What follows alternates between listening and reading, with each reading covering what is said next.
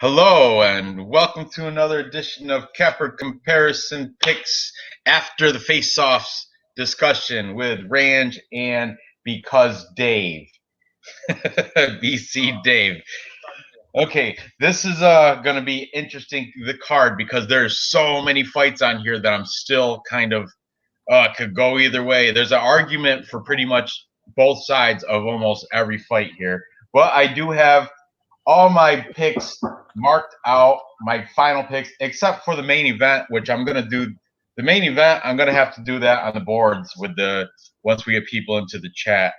But without further ado, Dave, you want to say hi to the two people in the chat? I think I'm one of the two people. Yeah, I'm looking forward to this card. It looks like a really good card. Should be fun. But I'm same with you. I'm undecided, and I'm hoping that you can change my opinion on a couple things because I'm really not sure about a few fights. Now, Dave, do you have another promotion up like Bellator or PFL or one of those things on right now? I might have Bellator on. Don't show it. We'll get banned. I don't have Bellator on at all. But yeah, no, I'll be watching Bellator as well. Good, because you can keep me up to date with what's going on there. If I'm kind of following through my betting site, Bet Online, but I'm not really. I don't have any bets placed for Bellator except for I have picks through Tapology, but that's it. Well, looks like the first fight finished between Soren Bak and Bobby Lee, and looks like Soren Bak got the decision. Is the next fight John De Jesus and John Teixeira? No, next fight we got Isaiah Hokit, who's Corey Samuels taking on Corey Samuels. Yeah. Oh, that Hokit is a -900 favorite. See, That's a wide line. I don't mess around with that Bellator. That's tough, man. Because if I was to do it, I'd have to hedge that. There's no value on that, right? Anyway. Too hard to guess. Okay. Ty Garcia.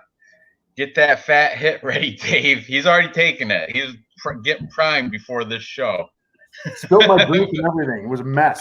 It was all right. Seconds before the stream started. Yeah. All right. What you drinking on today? You got you're doing your vodka, your Crystal Palace, right? Crystal Palace vodka. Still drinking the Brown Sam vodka. What is it? What do you never even tell me? Is it Bart? What is it? What's the brand? Silent Sam. Oh, you did tell me that. Yeah. Never heard of it. Yeah, it's okay.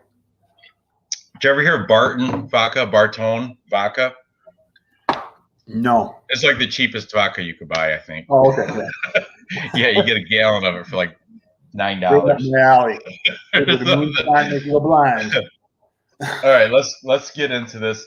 The first fight on the Tapology, the curtain opener, is Yancy Medeiros versus Damir Hadzovic. Yep. Okay. This is an interesting fight because I got the notes here from the Capper Comparison show. Yancy Medeiros came in. He's he's a slight underdog at +113, yet he had more Capper picks. And he's coming off 3 losses he's got 3 losses in the last 5. So Yancy Medeiros, overwhelmingly, only one person picking Damir Hadzovic. Only one. And that was DFS. And he said he was leaning. It wasn't a real pick. It was leaning for the Bosnian Bomber. What kind of name is that? That's wrong. Bosnian Bomber. That's wrong in a few different ways, right? Yeah. So, hey, Josh, what's going on? Cheers to the freaking weekend because Dave and Rasta Ranch. Cheers to Josh, too. There you go. Cheers to Josh. We're going to get it on tonight. All right. So, Yancy Medeiros comes in with a record of 15-7. He's coming off a loss to Lando Venata, unanimous decision. And Gregor Gillespie, he's like he's easily my top 10, maybe breaking into the top 5 of my favorite lightweights. Who's your favorite lightweight, Dave? You got a favorite lightweight right now? Yeah. No. I like Rafael Fiziev. Rafael Fiziev. I like him a lot, but he doesn't have anything scheduled. Too busy coaching over at Phuket, over in Tiger Muay Thai. Anyway, back to this. Yancy Medeiros does have the 5.5-inch reach and 1-inch height advantage over Damir Hadzovic. Okay, he's fighting. He's a guy out of Hawaii. I guess he's been training with Max Holloway. Yep. So fantastic.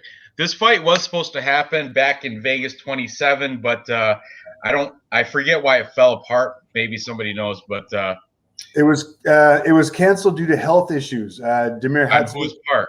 Hadzovic? He had flu-like symptoms the night before the fight. Apparently, he was ill with a virus, fever, sore throat, and that's why the fight was postponed last time.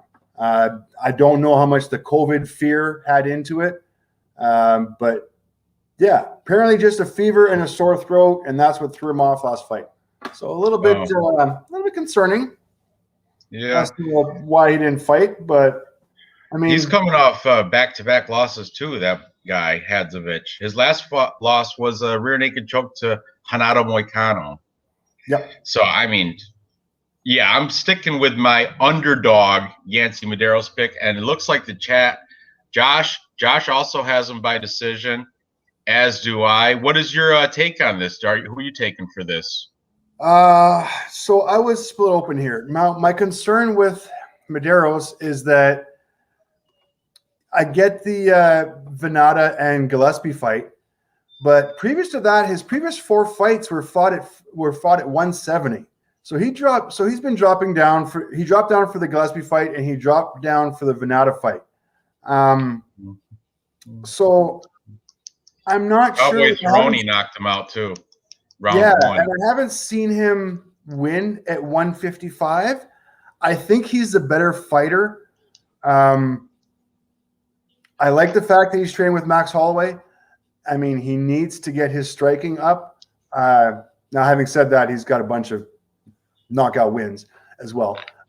But I mean, I like the fact that he's training with Max. I'm not crazy that as he's getting older, he's dropping down in weight. Usually as fighters get older, they kind of go up in weight class.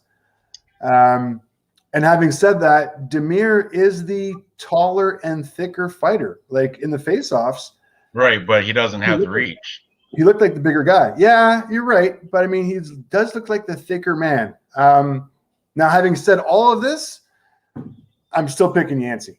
I still see him win. I picked him TKO round 2 months ago, so I'm not going to change my mind now.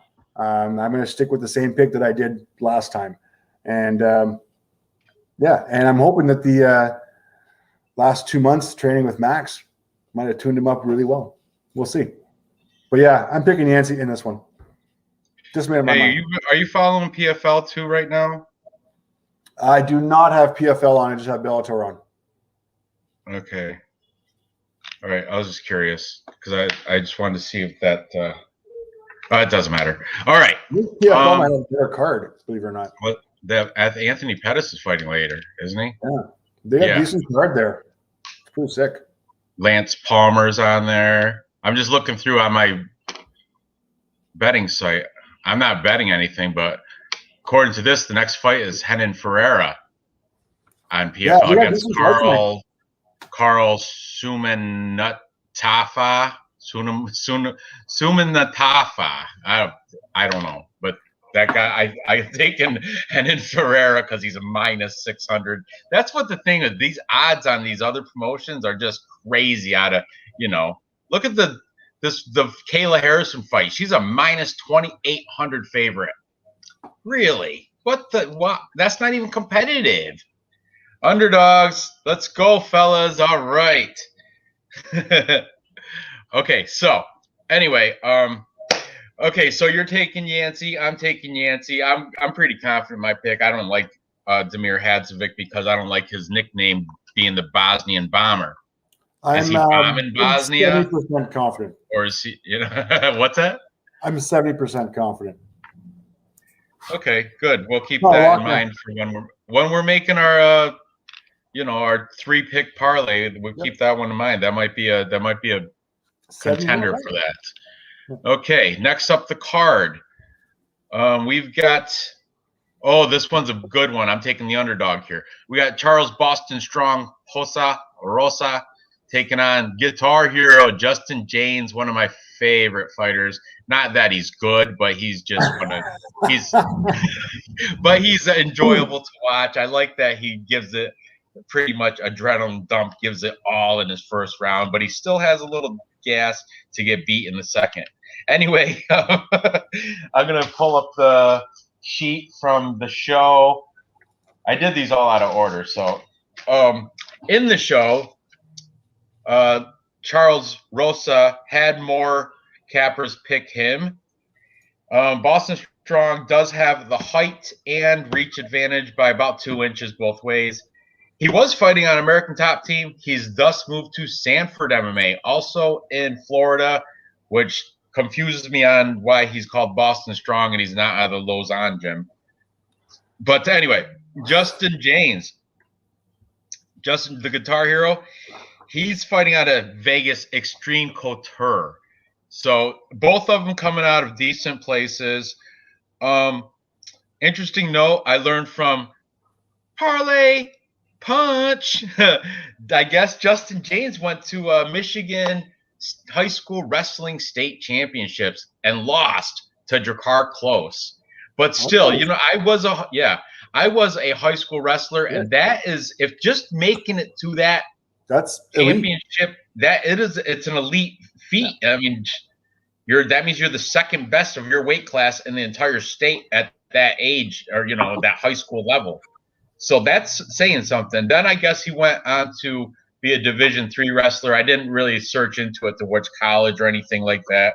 But I like that stuff, even though he's never shown his wrestling ability really in his fights, because he's a ferocious.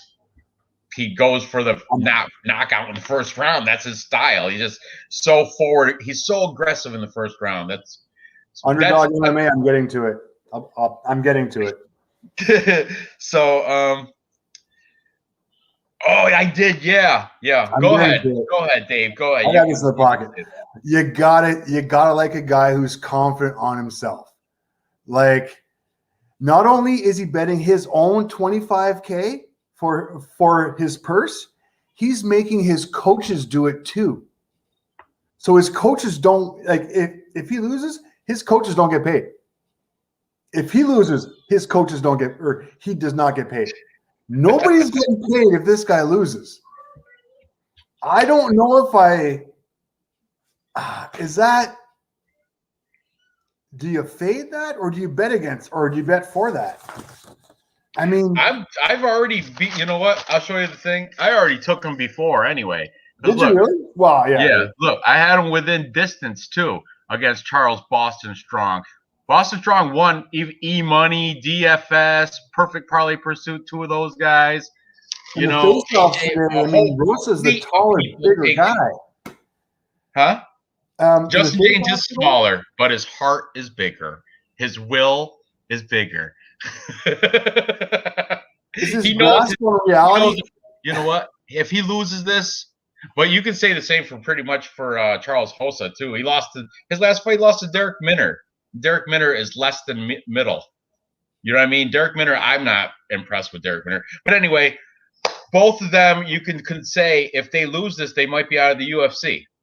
And Justin James is and if you watch the weigh-ins, he's talking smack. He's saying something to Charles Hossa in the face-offs. Yep. It's all inaudible. I can't say, but both of them, he's saying stuff. Maybe he's saying, yeah, I just put $25,000 on me to beat your ass. Who knows? That might be what he's saying. But at the end, they gave a little fist bump, so it was all in good smack talk. But yeah, I'm on the Justin the Guitar Hero James for sure. I think if you look at Charles or at Rosa's record, he's a win-loss. Yeah, and it's his due for a win now. Win-loss. 2014, right? Since 2014, I heard. He's due for a win. I know, but you know what? that's all hokey crap. That doesn't. That's the pattern in that. I know 25K on yourself. All right, what? Being overconfident, a little, humility always wins in my corner. He lost to Dennis Siver. That's when it first started. That was his first loss as a professional fighter. Started in 2014. That's when the whole win-loss thing started. Then he beat Sean Soriano, lost to Yair Rodriguez, which can't take nothing from that. Kyle Bochniak, Shane Burgos, he's good too. Manny Bermudez, Bryce Mitchell's awesome too. Yeah. Kevin Aguilar, but then Derek Minner, which Derek Minner is 25-11, double-digit losses. I mean, he's kind of one of those gatekeeper types, but yeah. And I am into that sort of thing. I do have a DraftKings lineup. I have Justin James in one of I got 4 lineups, and he's in one of them. Just Underdogs MMA. He is the DraftKings guy. He does the whole breakdowns and DraftKings the pricing and everything. Yeah, he does 30 lineups, don't you?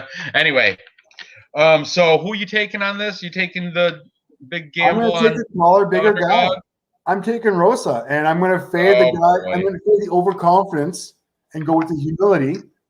And and I feel really bad for the coaches that are not going to get paid for the last little guys. Hey, Ginger, you know what, Dave? I'm going to tell you something I learned growing up I'm a 47-year-old man. I'm 45. I got you. Listen, I did when I lived in between 2004 and 2009, I lived in Philadelphia, and I did a lot of in-depth soul searching, and I studied all these different religions from across the world, because I was my grandmother on my Korean side, she's Buddhist, okay? My father, because he's a white man, his parents were Baptist. So I was growing up confused, because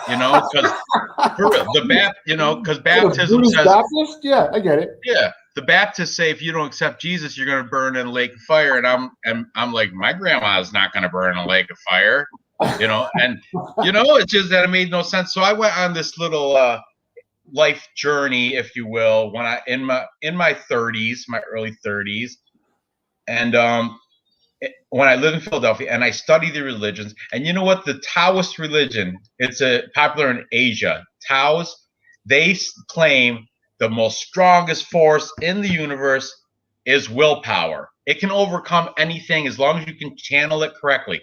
Think about people that quit drugs or overcome fascinating, impossible odds to achieve greatness and shit like that. That is all willpower. And that's what Justin James has right here. If he's going to put 25K on himself, he's got the willpower. And that's why I'm taking him to get this fight and win it over Charles Hossa. Praise be to Allah. Hallelujah. I'm all over it. Yeah, you're taking Boston Strong. Boston Strong out of Florida. I'll be back Charles in a second. Yeah. It was Rosa when he was in Boston. Now it's Hossa because he's down in Florida. So he's down in Sanford MMA now with Gilbert Burns. So he's saying Hossa. Oh, welcome. I'm Boston Strong from Florida, Charles Hossa. Anyway, good. I'm glad we disagree on that. I don't like having the same picks with you all through.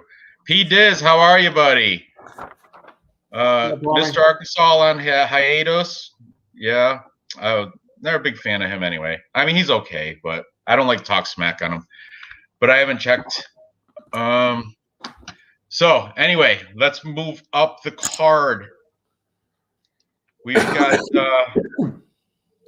this was the most awkward face-off I've ever seen in my life. Oh, I know. Raging Panda, Julia Avila going against Yulia Stoliarenko, and it was a weird face-off because they came in and Raging Panda tried to give a hug, and Stoliarenko was caught off guard with the hug, and she's like, okay, and she looked at somebody. I don't know if she looked at the reporters or her people or something. She's like, okay, like kind of like just going through the motions. Like she wasn't ready for a hug. She was more ready for a intense, mean face off. Well, but this is it. I mean, you're coming together for a fight. This is not a fucking love fest. I don't want I mean, I want massive disrespect in these face-offs. I don't want that love. Didn't look like a raging panda. That looked like a happy panda, a happy, cheery, smiley, happy panda. Freaking time. And you know what? Stoliarenko is sizable. She's this. I thought Julia Avila, was it? It's Avila. I thought she had a size. It said, well, the thing says same height and reach, but I thought she was thicker. For some reason, I thought I was going to see a thicker girl when I saw Avila because she's a bigger striker, you know. But this Stoliarenko sized up very well against her. And the thing is, Stoliarenko, she loves arm bars, loves them, and she's good at them. I don't know if Avila is just not taking this fight seriously. But, I mean, you saw her dance into the scale and you saw her dancing the face off and dancing off and trying to awkwardly hug her. I don't know. You know what? I had her as my biggest, as one of my biggest locks of the night. But after seeing how, like, come on. I want to see somebody mean. Right. I don't want to see that much love. I'll tell you, I for the sake of what's it called? Look at this stat that underdogs is saying. There's a weird stat that person that smiles loses the majority of the time. I hope if that's true, if I don't know how to chase that stat. I don't know how you. That's a weird stat, but but all right, good on you. Anyway, of course, of the Raging Panda. Look, full capper consensus. But see what I did? I took her for a Tapology pick by decision because. Submission, the ground game, that Stoliarenko will be on her back the whole thing. However, I'm going to hedge bet. I already did. I hedge bet for Stoliarenko by submission. I think that armbar, even though Avila sees it coming, some people, you just can't stop it because she's so good with it. She's tapped 8 of her 9 victories are by armbar, you know? Yeah, so, I just want to jump in here for a second. We just missed Corey Samuels, who knocked out Isaiah Hokit in 10 seconds of round number 1. Was he the underdog? Corey Samuels? No, Isaiah Hokit was the guy who had never fought before. He was 0-0. Anyways, he just got KO'd the fuck out in 10 seconds. So now we got Jalen Bates and Cody Matthews. And by the looks of it, Bates is having his way with Matthews, just tossing him around the ring. Anyways. Oh, look. They have a good girl fight on Bellator tonight. Kana Watanabe and Liz Carmouche. Look at that. That is a good fight. Yeah. Oh, look at that. Miles Jury versus Sydney Outlaw. That's a good one, too.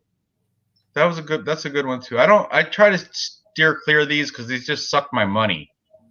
But that Miles Jury, he's a plus 132. But that Sydney Outlaw is a beast, though. Anyway, I'm not making any Bellator bets. No, I don't.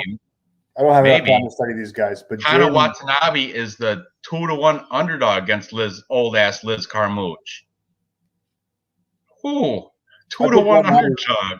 You know what? Let's have a little fun. I'm gonna parlay her with the underdog. No, I'm gonna parlay her with Sydney Outlaw.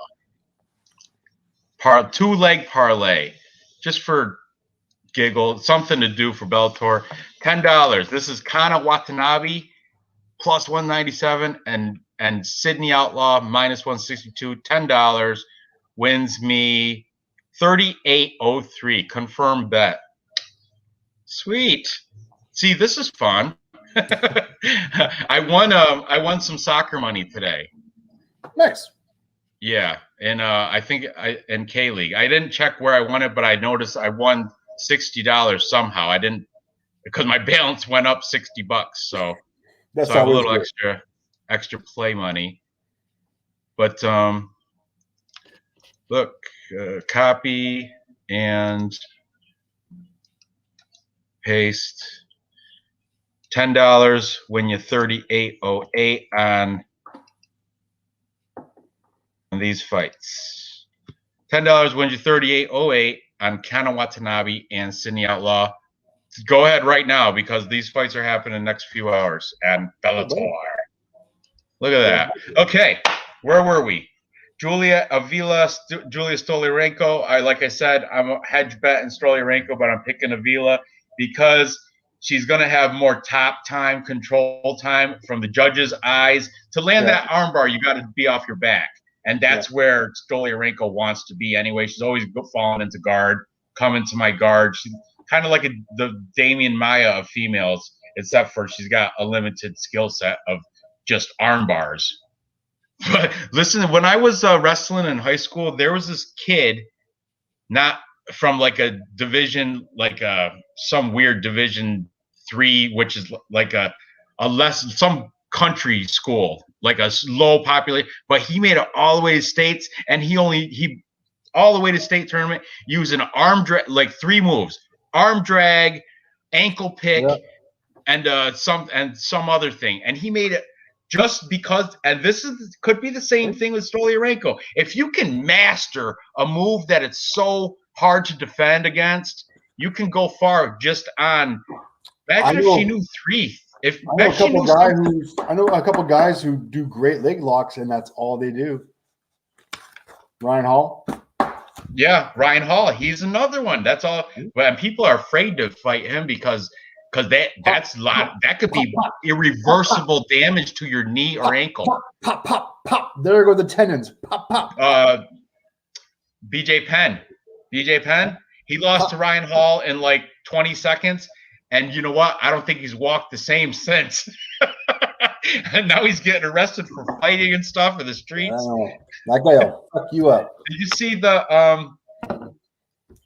violent Bob Ross got arrested for robbery, breaking and entering or something, and assault and robbery down in Florida? What's his name? What's violent? Who knows violent Bob Ross's name? Luis Pena. Luis Pena. He's got the fro. He's like a light-skinned black guy. Oh yeah. That's right. Yeah, he got in trouble with the cops for like assault, robbery. I don't know. I guess he's got some mental issues. He's like loco. Yeah, thank you, Ginger. Yeah, Luis Pena, violent Bob Ross. Thank you, Josh. Thank you, Pete. Because he ain't getting paid. That's probably right. Because Dana's cheap. He's only a triple-time billionaire, but he can't keep these guys from stealing. Yeah, you're right. There's a couple other guys. What's that? I guess he's got like mental problems. That Luis Pena. That's what he said in his Twitter. Like he's overcoming some emotional, mental instability. I don't know. Whatever. It's all bullshit. Crazy Ginger surprise. Sorry. The Andrade things, what's that, Pete? Can you elaborate?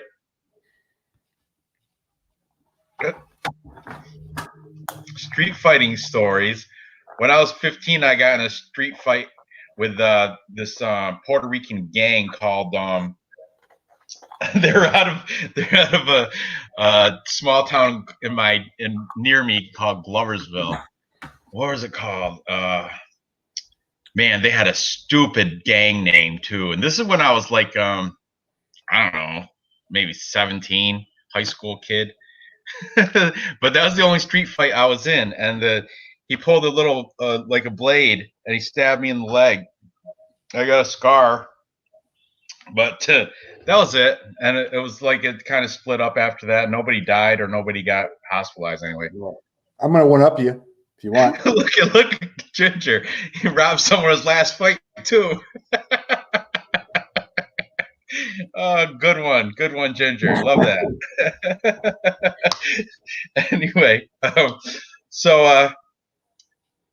Jessica Andrade has nude pics out. Oh, she looks like a boy. She looks like a man, though. She's got, she does. She looks like a trans. So I can't. And she's a lesbian too, so I can't imagine they're very sexy. You know who else?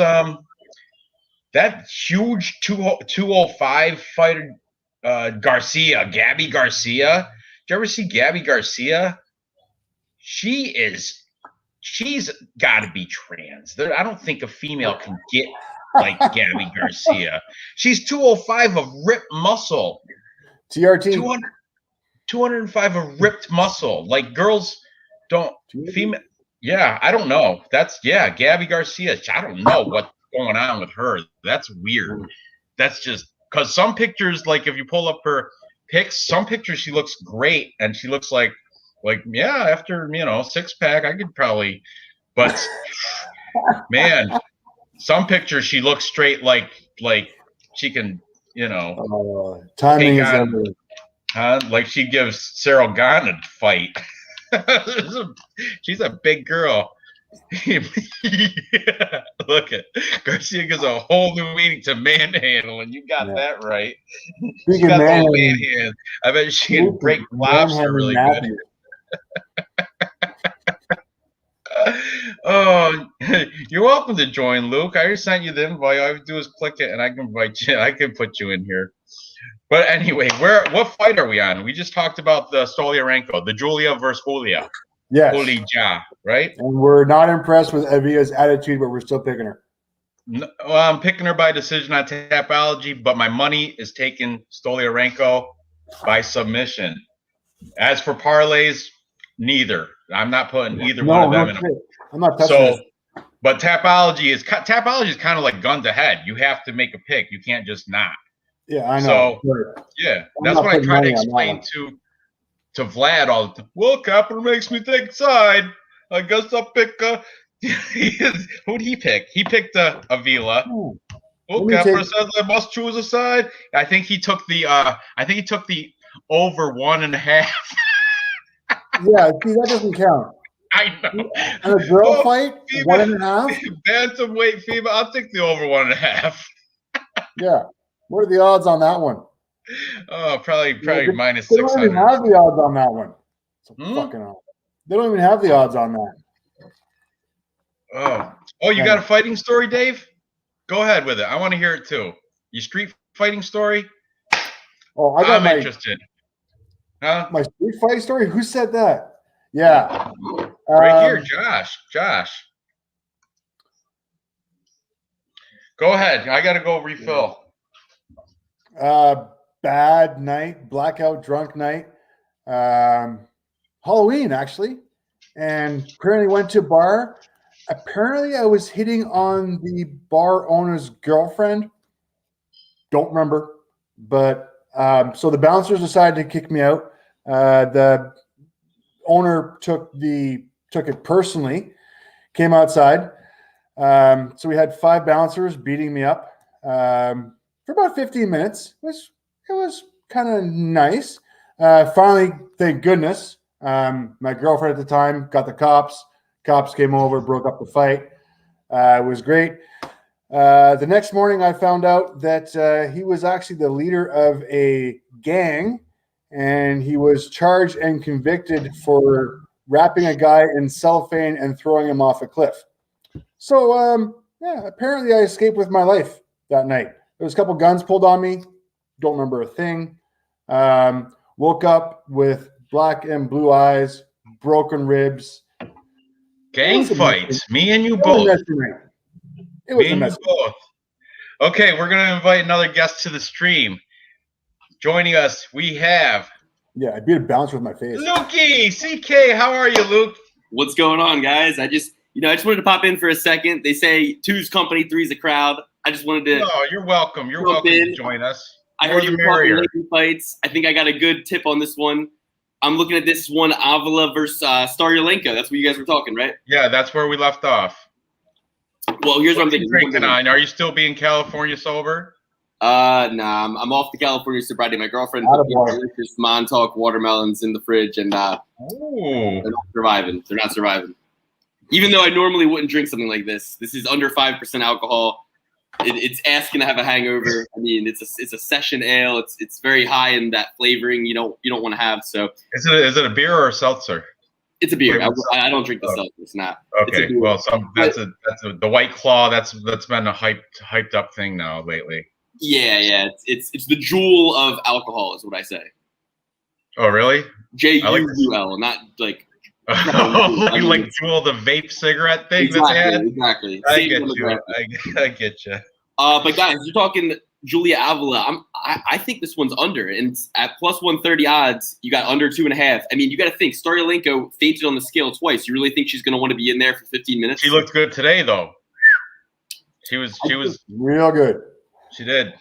Admittedly, I didn't watch because I don't want to let my lying eyes fool me by just looking for something at the weigh-ins and trying to let that sway me. But I'm just thinking that the pressure and the pace that Avila is looking to put on, especially coming off a couple unimpressive performances, she's now, I think, seeing people like Kraus, seeing some of these more professional, more guys who take people along. I don't know. I think it might have a good look at the under 2.5. Is she over at Glory MMA?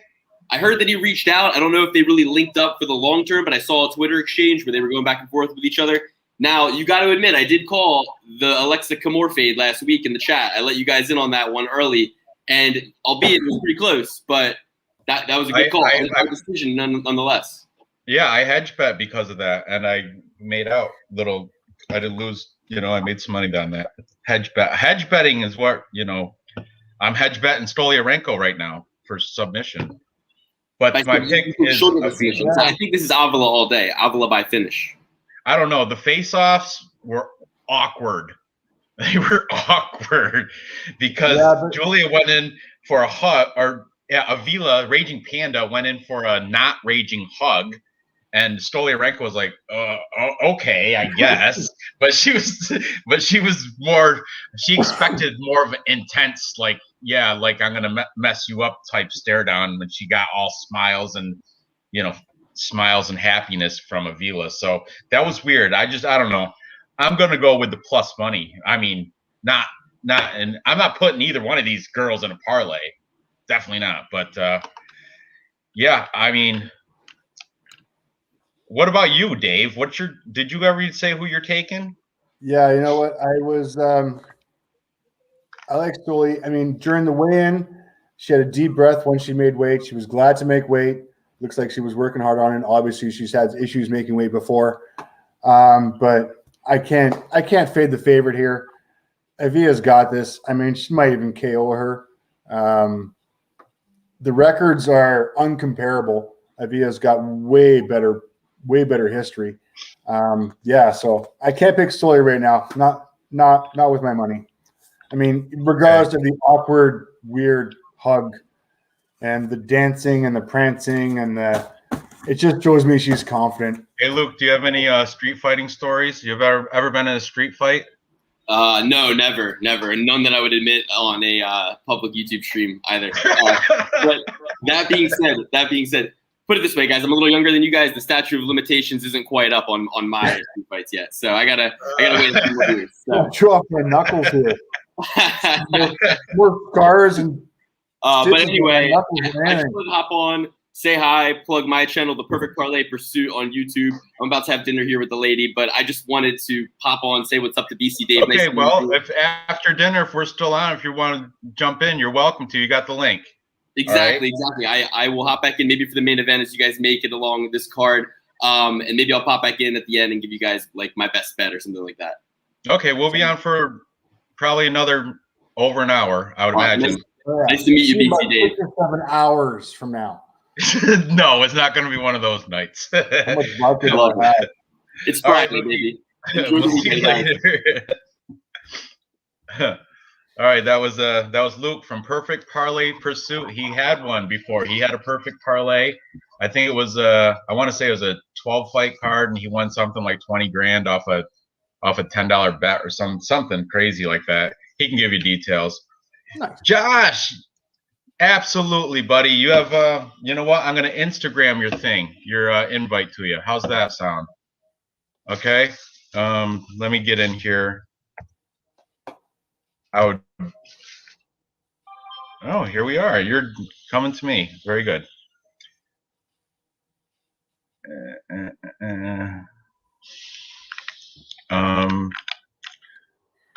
Where?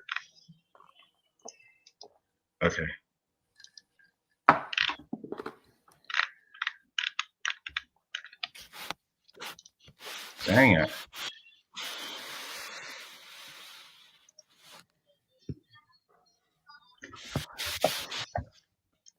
Still waiting for the Bellator next fight to start. Just an update on that one. All right, there you are.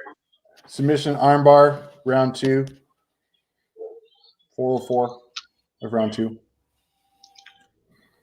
What's that? Jalen Bates just submitted Cody Matthews in round 2. 404 of round 2. Yeah, he was a huge favorite too, I think. Right? Probably. Yeah. Now, next fight we got is Taylor Johnson against Lance Wright in Bellator. Taylor Johnson 6-2, Lance Wright 5-1. Believe in my picks, I've got Wright submission round 2. So far, I'm 2 for 1. I got Bates and I got back. I missed that second one. Okay. Hey, Adolf, how are you? How are you? We're great. We're doing good tonight. It's Friday. Got PFL going. I got some bets on. Yeah, PFL, and there's Bellator, but the lines are crazy wide for Bellator. So we're having a pretty good night though. Discussing UFC. You know, tomorrow starts at 1 Eastern time, Dave. Yeah, that's like you'll be eating eggs. You'll be having your eggs and Canadian bacon. I'll be you know what Canadian bacon is? It's just ham. Yeah. Why is this sliced ham? Why is it? I'll be waking up hungover, having coffee, and watching the fights. I'll be fine. Whatever. Drinking Caesars, right? Is that what they're called? Caesars? Hells yeah. Yeah. Yeah. Yeah, the illegal streams. The crack streams don't work no more. They're canceled. Stopped. So now it's I don't know. Canada, you can probably get all that fight stuff, but here you have to pay. You got to pay something. I hate to say it, Bellator is on YouTube here. Real News MMA. You're Canadian too. I also prefer regular bacon too. Yeah, fuck yeah. Over Canadian, but I do. Don't get me wrong. I like Canadian bacon. They use it on McMuffins. No, but Bellator is actually on YouTube here for free. Oh, is it? Yeah. You know what? PFL I tried to watch for free on YouTube, and it said the uploader is not allowing it in your country. I don't know about Bellator, but that's what PFL said when I tried to watch PFL.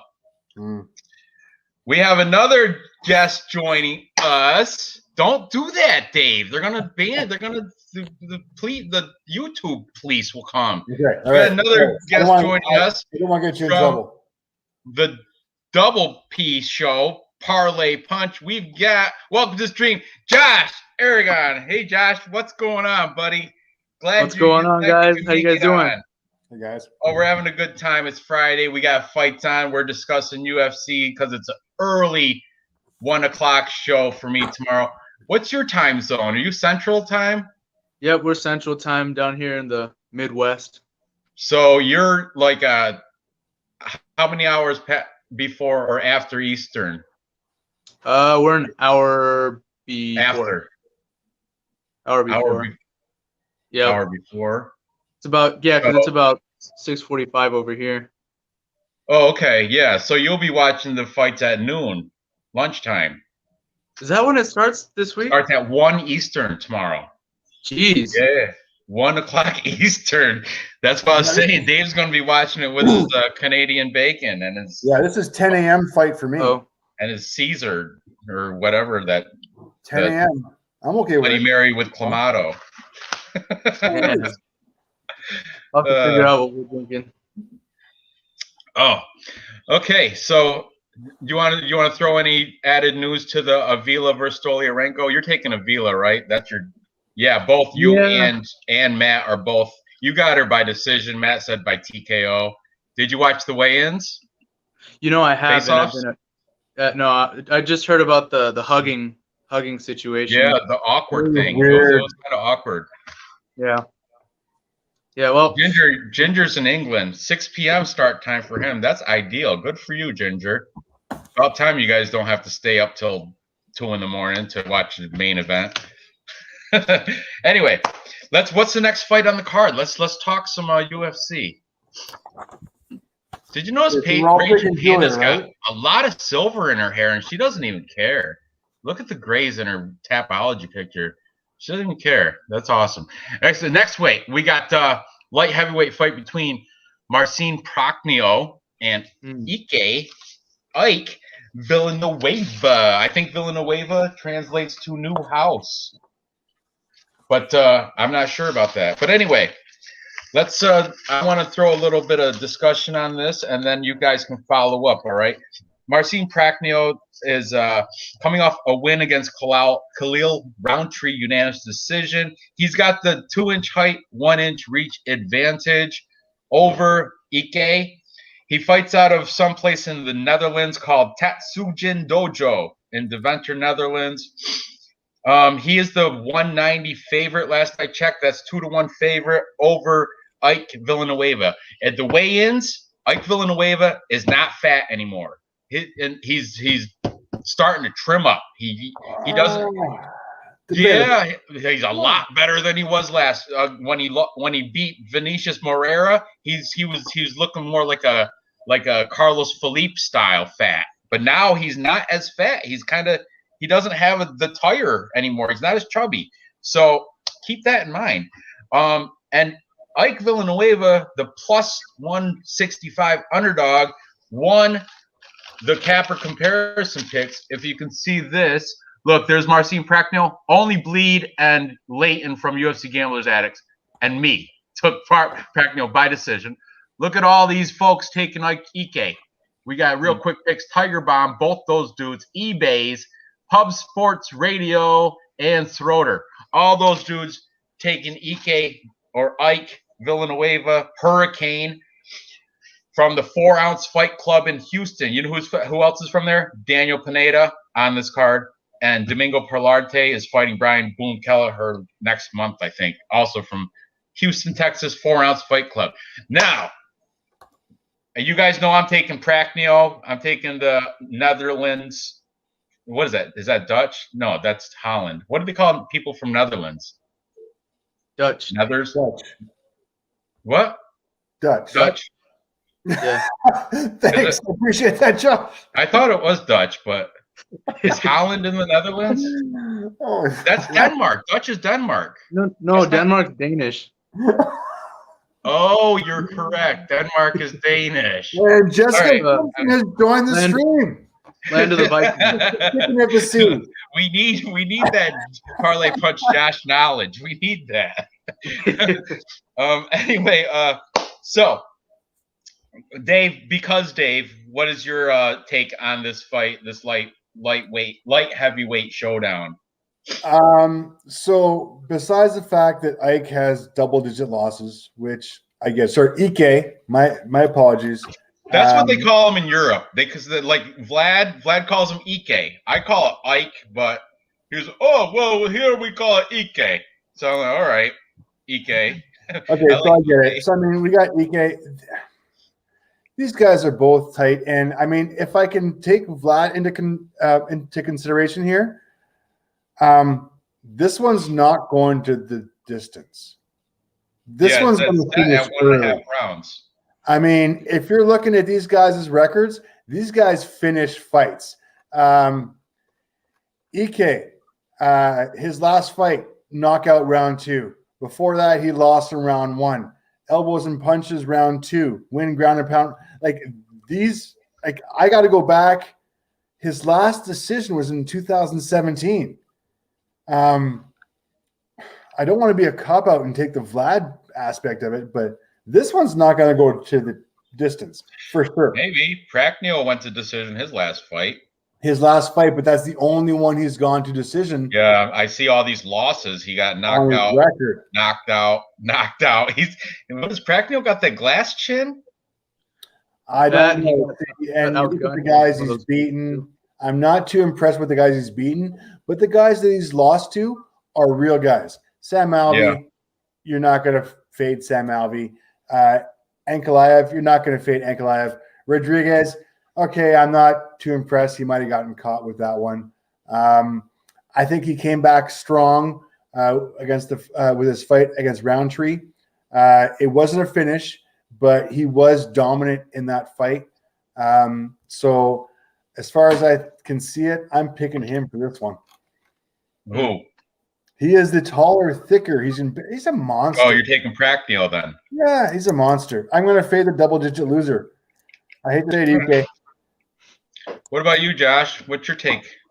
Well, in mentioning those prior 3 losses before the Roundtree fight, it was one of the things that Pracknell was really he had a habit of was kind of coming forward with his hands low, and when he would kind of launch his offense, he'd kind of dip to the right and leave his head exposed, and even against Roundtree, that would cost him in certain exchanges. And in the I believe it was the Rodriguez fight, that's what got him knocked out. And then in the Sam Alvey one, when he came forward without any defense, he got knocked out just plotting forward.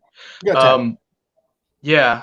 But I'm really liking Villanueva's boxing in this one. I think he's got just crisp hand speed in this one. He's he had that nasty cut in that last fight, but I think in this one, I think he's going to definitely come guns blazing, and that's going to pose a real big problem for Pracknell. I'm looking at their comparative stats here. Mike Villanueva's got 5 years on him. If that counts for anything, like that's a negative, Right. And he also got knocked out by the Beverly Hills Ninja. What I don't know what the take on Jordan Wright is, because I faded him last fight and he surprised the world by knocking out whoever he fought. I forgot who it was, but I don't know. This is tough, but I have to go with my first pick. I'm going to go with Pracknell. Nothing has changed me except for Villanueva's not fat anymore. He's still chubby, but he's not fat. So he's definitely improved his physique. Therefore, you have to assume his cardio too, if that was ever in doubt for the Hurricane. So this is I'm not putting a bet on this at all, but I'm taking Pracknell for my Tapology pick. Just so you know, my notes on Villanueva are... Oh, that just looks like a big white piece of paper. Oh, here we go. I can see something. Puke? Slow? Puke? What does that mean? Villanueva. Oh. 205. Dad bod. Okay. Dad bod. Okay. Yeah, well, he's 37, Dad bod. He started out as middleweight in the ring. What's up? Said he started out as a middleweight and then got kind of chubby, right? Yeah. Who, Villanueva? Is that? Yeah. I don't know. That guy last week started out as a middleweight, and remember last. What's amazing is that EK can knock you out as he's going backwards off his back foot, which is kind of scary. Like, he's got that kind of knockout power. But I just see him getting manhandled by the bigger man, and I don't think he's going to get a chance to play this. I know his Tapology picture looks like it's from 2012, but man, this guy goes back. He started his pro debut was 2008 for EK. Holy smokes! Dad bod. He's got. Oh yeah, he's got some serious losses here from people that I've never heard of. Head kick round 2 by Larry Crow, But let's see. I'm just gonna cruise through if anything sticks out to me. If I have more abs than you, I'm fading you. He's a light heavyweight, of course. What do you weigh, Dave? $190? Yeah. Do you? Yeah. That's my fight. That's what my goal weight is. I'm at 215, but you know what? I'm just dropping down. I was at over 220 last week. My fighting weight's 170. I'm doing it by intermittent fasting. I don't eat anything after 7 at night, and I don't eat anything before 11 in the morning. Those are my. And when I do eat, I try to stay careful. All right. I got you, Diz. No worries. P Diz, $183 middleweight. There you go, P Diz. Heck But yeah. you're 6'5". What is it, Kennedy and Twikwe? Then we'll talk about that later. I want to stick around for that one. Next, we've got moving up the card. So everybody, you guys, what did you guys say? I'm taking Pragnio. Dave taking Pragnio. Josh, who you taking? Villanueva. Villanueva. What about Matt? Do you know what he took? I think he took Villanueva. Okay. Oh, next we've got the quick fill-in. Jeremiah Wells taking on Warley Alves. This is an interesting one. Yeah, this is one of the short notice fights. What's up? Yeah, very short notice. This guy, Jeremiah Wells, jumped in like last second. But you got to think they're kind of on the bench. Like you got to think they're ready. You know, they're already listed as a sub, right?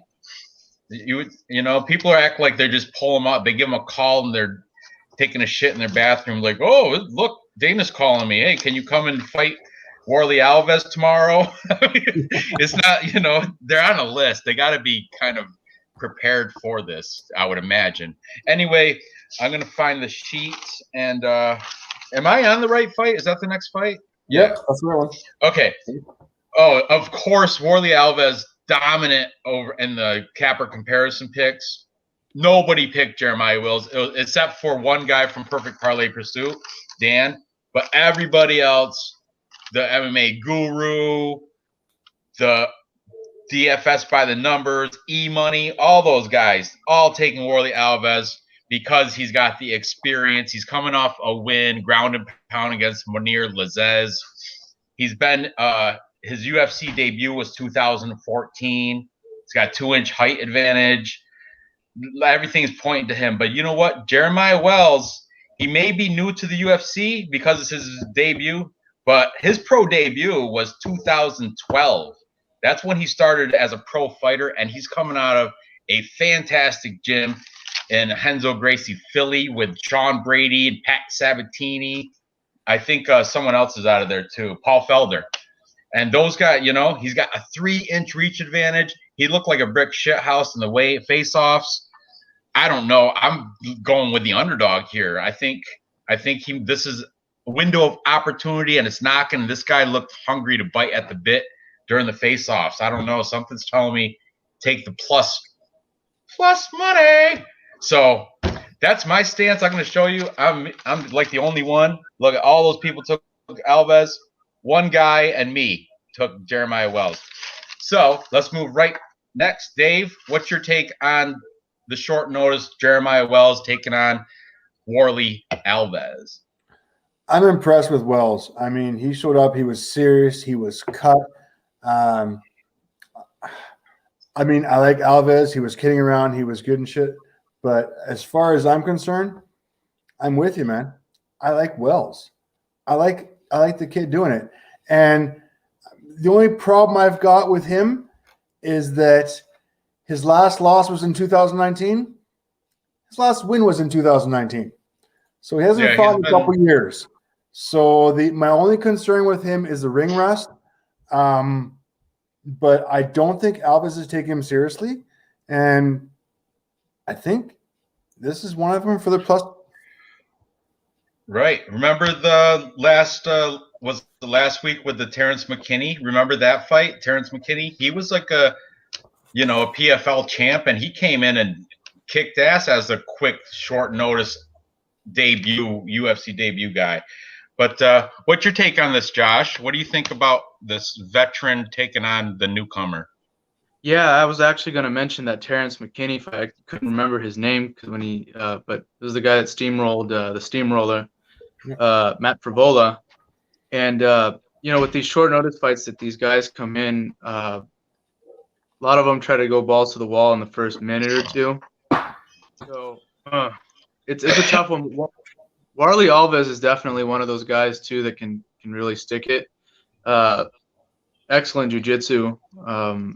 From clinch work and everything. He caught Colby Covington a while back in a really gnarly guillotine. But that said, I think I'm going to go with Warley on this one. I just think that the experience is probably going to be a bit of a factor with this, and the activity. Yep, he is. He's kind of doing a pattern thing himself. He got the win, lost to Kraus, win, lost to Randy Brown, win, and now he's up for. If you want to do the pattern trend, he's up for loss. But like people are saying that with Boston Strong Rosa, same thing. He's been win loss since 2014. He's due for a win against Justin James. But anyway, I don't play that shit anyway. So realistically, Warley Alves should win, but I gotta go with the plus money for like I mentioned earlier. Will is the strongest force in the universe, guys. Ask any Taoist. And Will can overcome mountains. You can move mountains with willpower. You can quit smoking crack with willpower. Let me just get ready for You can quit taking bong hits with willpower. You should be a no-fapper, Dave. You should stop whacking it too. All willpower makes you stronger as a person. Your ego. Lots of will. Semen retention too. That makes your testosterone fuse in with your pheromones, so you becomes more attractive to women. Anyway. All right, Josh. Sorry to get off topic. I'm giving some life lessons right now. Cheers. A bit of a hangover edition for me, so no drinking. That's fine. Where's your water? I already drank it. Okay, what's next? I want to try, Josh, that you had some milk. one of your shows, you had like this chocolate milk, and I looked it up online, and I was like, man, that shit looks good, but they don't sell it in New York. I forgot what it was. Highland. Look at Simple Man talking smack. He's right though. Especially if you're friends with Parlay King, you're gonna probably ban you. Oh, I'm not friends with that guy. I'm just playing with you. All There's right. only downhill to go on this stream. What's that? There's only downhill to go on this stream. There's no. Right. Yeah, I hear you. There's going up because we're going up the card. What's next? We've got this is a pretty much everybody's on. Okay, we've got Michel Prazeres taking on Shavkat Rachmanov, and everybody full capper consensus. Everybody. I wonder why. Nobody took Prazeres. But that dude was thick at the weigh-ins. He was the guy. Shavkat had 7 inches, and you clearly looked like he towered over him. But this guy Prazeres was too thick, double wide compared to Rachmanov. It was like a tall, lanky guy against a beefy, thick tank type guy. So take that for what you will, but I'm going with the undefeated fighter here. I mean, nothing might be a trap though, because this is spready. Might be the biggest odd. I don't know the widest odds on the card, but this might be it because, you know what? It's a trap. Traps do happen, and it seems like E-Money said, just trap every week, and he might be onto something with that too. So I'm going to look up the odds right now because I want to see who the biggest -300 Julia Vila is the biggest favorite on the card, but number 2, the biggest male favorite is Shavkat Rachmanov at -305 according to Bet Online. So it's a pretty open and shut thing for me. Trator, which means tractor, not trader. Josh, or was it you? Somebody was like, "Oh, I think it means trader." Was it your show? Mm-hmm. And then you're like, "No, it really means tractor." I don't know. It was a show with 2 people. I get them confused. There's a ton of you guys, but anyway, Trator. He's coming off a loss against Ishmael Nordiev, unanimous decision. He's 10-3 in the UFC. He's not horrible. So, but this Shavkat Rachmanov. He's a beast. And big deal, Michel Prazeres, 39 years old, Shavkat, 26 for the Nomad. So yeah, I'm all over the undefeated fighter here. Dave, do you see anything different that's gonna make me change my bet? So, who makes a Uzbekistan 6'1"? Aren't they supposed to be shorter? I don't think so. Like 6'1". No, they're more the taller European nationalities, I think, from Kazakhstan.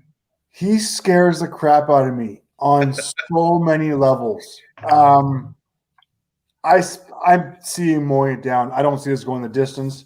I see Port Prazeres being ragdolled for as long as he wants to be lock of the night. Lock of the night. That's your lock of the night. Lock of the night. Put it in a parlay. Put a bull on it. Wrap it up. Might be a parlay piece. I've got I mean, I understand that you're worried about it's a trap, but I think I've got a couple other traps that are up here. So I'm going to go with that e-money concept and go with the trap, but this one's not. Let me tell you something about Michel Prazeres before you stop, though. Before you go further, he's beat. Listen to these. He's beat Gilbert Burns, Josh Berkman, Mads Burnell, who is not in the UFC anymore, but still known in Cage Warriors. Des Green, Zach Cummings, Bartosz Fabinski. He beat all these guys. He was on a 1, 2, 3, 4, 5, 6, 7, 8 fight win streak till his last loss against Ismail Nordiev. So he's not to be, just like pushed aside as in, the dude's only lost 3 times. And that was against Kevin Lee, Paulo Thiago back in 2013. That shit don't even count. So old. Yeah, his last win was against a fucking joke 3 years ago. Bartosz Fabinski's not a joke. He was 14-2 going into that fight. That's not a can. That's a respectable record. I'm just playing devil advocate here. He was 14-2, and now what is he? He's I don't know. 15-5. What, Bartosz Fabinski? Yeah. Oh, okay. Yeah, so he's 15-5. So he's lost 3 and won once since he got beat by Prazeres. All right. Anyway, Josh, what's your 2 cents for this? I'm with Dave. I'm with Dave on this one. I think on all aspects, Shavkat's got him beat.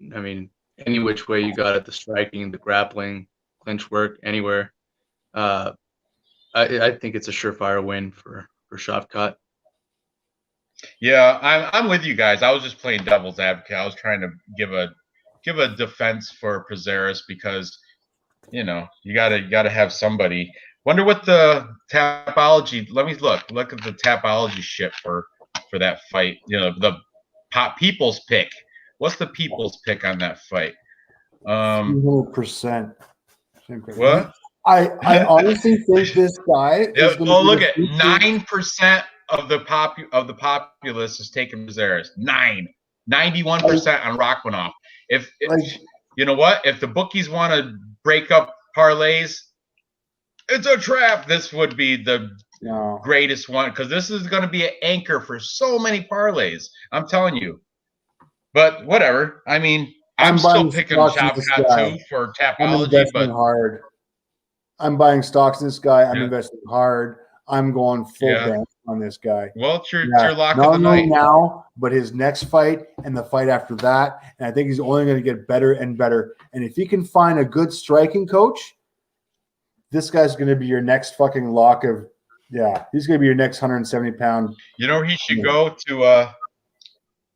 Who's the striking coach for Korean Zombie? He's that Asian guy, man.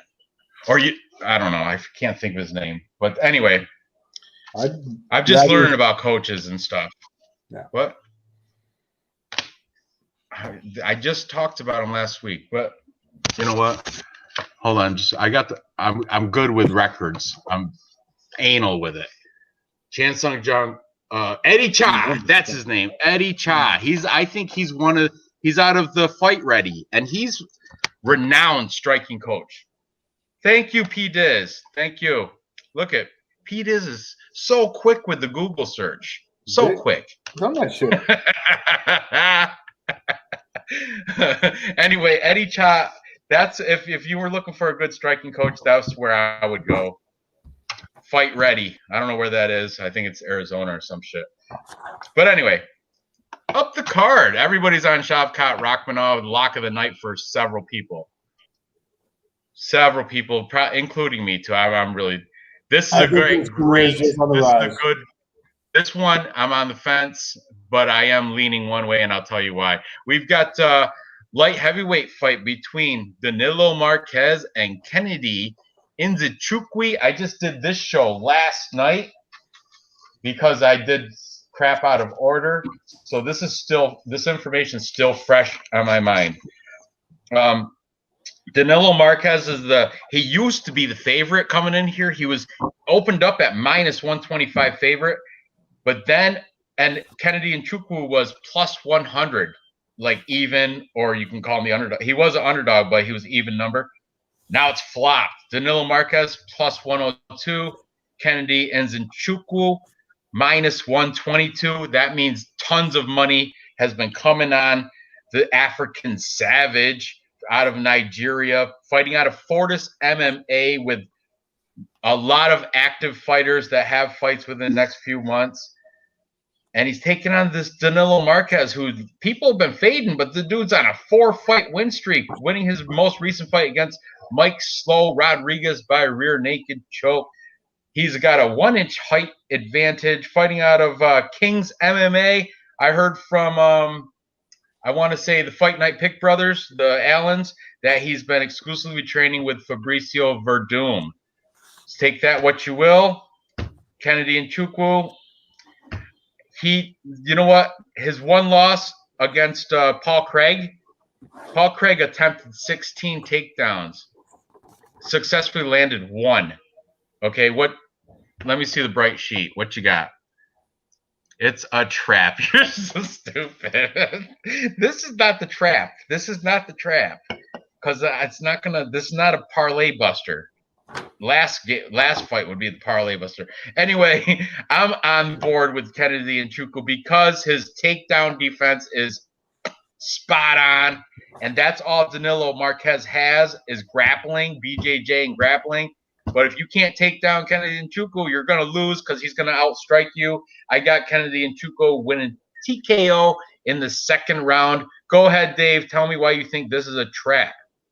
Where does Damian Maia rank on your BJJ level? He's probably top 10, and he's out of Villa de Luca. He trains with Marquez. Who's Marquez's coach? Who's in his corner tomorrow night? King's MMA. Maia? What? Damian Maia. Now he's at King. Is he in the corner? Yeah. Well, good. Damian good. Maia's in his corner tomorrow night. Good. I mean, he's also I get the odds. The fact that Nzechukwu's taking this on short notice scares me. The fact that Damian Maia is your coach should strike fear in anybody. I realize, okay, what are the odds on this fight? I think most recently it was like these odds I wrote are from a while ago. Look, Kennedy Nzechukwu is minus 129. Marquez plus 109. Over under set at 1.5. That's something to look out for. That means the bookies think it's not gonna. They put it at 1.5 because they don't think it's gonna go distance. Otherwise, they would have jacked it up to 2.5. I think the fight promoters have presented this as Nzechukwu's going to come in here and knock this guy out. I think Marquez is smart enough, and I think he's got more than enough BJJ skill to be able to take this guy down and finish him. I get it's not going to finish it, but I don't think it's going to be a knockout. I think it's going to be a submission, and I'm picking Marquez as my dog. I think this one's the trap, guys. This is the trap. Short notice. He's got no BJJ skills. Going against a top guy with Damian Maia as your coach. Yeah, I mean, okay, it's not Gracie, but it's pretty close. Okay, I don't know. Fortis MMA. Fortis MMA out of Dallas, Texas, though. They're not. That was too much. I apologize. I'm sorry to the Gracie family. Whatever, dude. Kennedy and Juku was fighting out of Fortis MMA though. That's a solid facility. They're very good. Fortis MMA. They got Ryan Spann, Miles Johns, Austin Lingo, Ramiz Brahimaj. All four of those guys are fighting next month in July, August, and Ryan Spann in September. Ryan Spann went to one of the face-offs. He went in there dead, like looking like a zombie. That was a trap. Everybody bet against him because how he looked, and then he ended up knocking out the guy in the first round. Just throwing that little tidbit of info in there. So I know, Josh, on the show you took Kennedy and Chukwu, and Matt took Danilo Marquez by sub. Has anything made you change your pick on that? No, not at all. Because last time I gave Matt some crap for picking Zachukwu, because he was going up against Carlos Ulberg, and I was high on that hype train, and a certain guy, certain friend of yours, Bernard, was Bad Bernie. Bad Bernie was also high on that, and we'll talk about banishments and exiles and all that later, but people suck. I think the style of fight that comes into this, Kennedy, I think, has more than enough takedown defense accuracy to be able to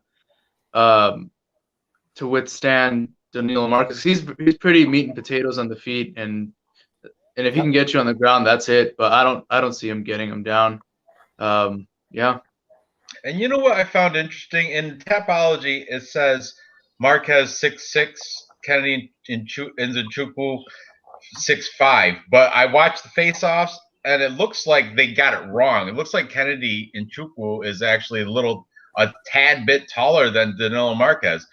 And that being said, I think Danilo Marquez uses his size in his past fights, his 4-fight win streak. I think he uses that to overcome his opponents. But now he can't use that because Kennedy and Nzechukwu is got longer reach by 5.5 inches. He's got big reach. And he's got a slight, apparently not on paper, but in appearance, he looks taller too. He looks bigger. So yeah, I'm all over Kennedy and Chukwu. I wouldn't blame anybody for making a hedge bet like Simple Man here. Take a hedge bet on Marquez by sub. I wouldn't. I don't hate that at all. I might even do the same, but I'm taking Nzechukwu, and I think he should get it done. I wish I got him at plus 100, but now he's minus 129. So be it. Anyway, works for my bet. All right, what's next? Let's go. Moving up the card. How's PFL and Bellator doing right now? Right now I've got Macapa and Jesus on Bellator, which is, hang on. Who'd you say? I've got Macapa and De Jesus. Just finishing off round 2. Haven't paid enough attention to be able to comment on it. Okay. I'm just looking for names that I want to maybe wait for. The PFL, there's nothing good happening until after 10. Looks apparently on my betting sheet. But Bellator though, Miles Jury's coming up within the hour, I think. And I have money on Sydney Outlaw with Kana Watanabe, then a two-leg parlay. Cage Warriors. Cage Warriors is still on. Didn't that start wicked early? Oh, that's tomorrow. CW is 125. That's tomorrow. What was today? No, I think Cage Warriors. I think Vlad did Cage Warriors today. Yeah. So what's this on the? It says CW 125, and it has.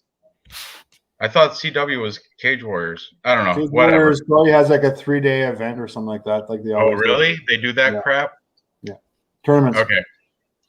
All right. So what's up next for this card?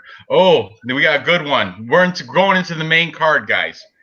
The main card opener, Renato Moicano taking on Jai Herbert.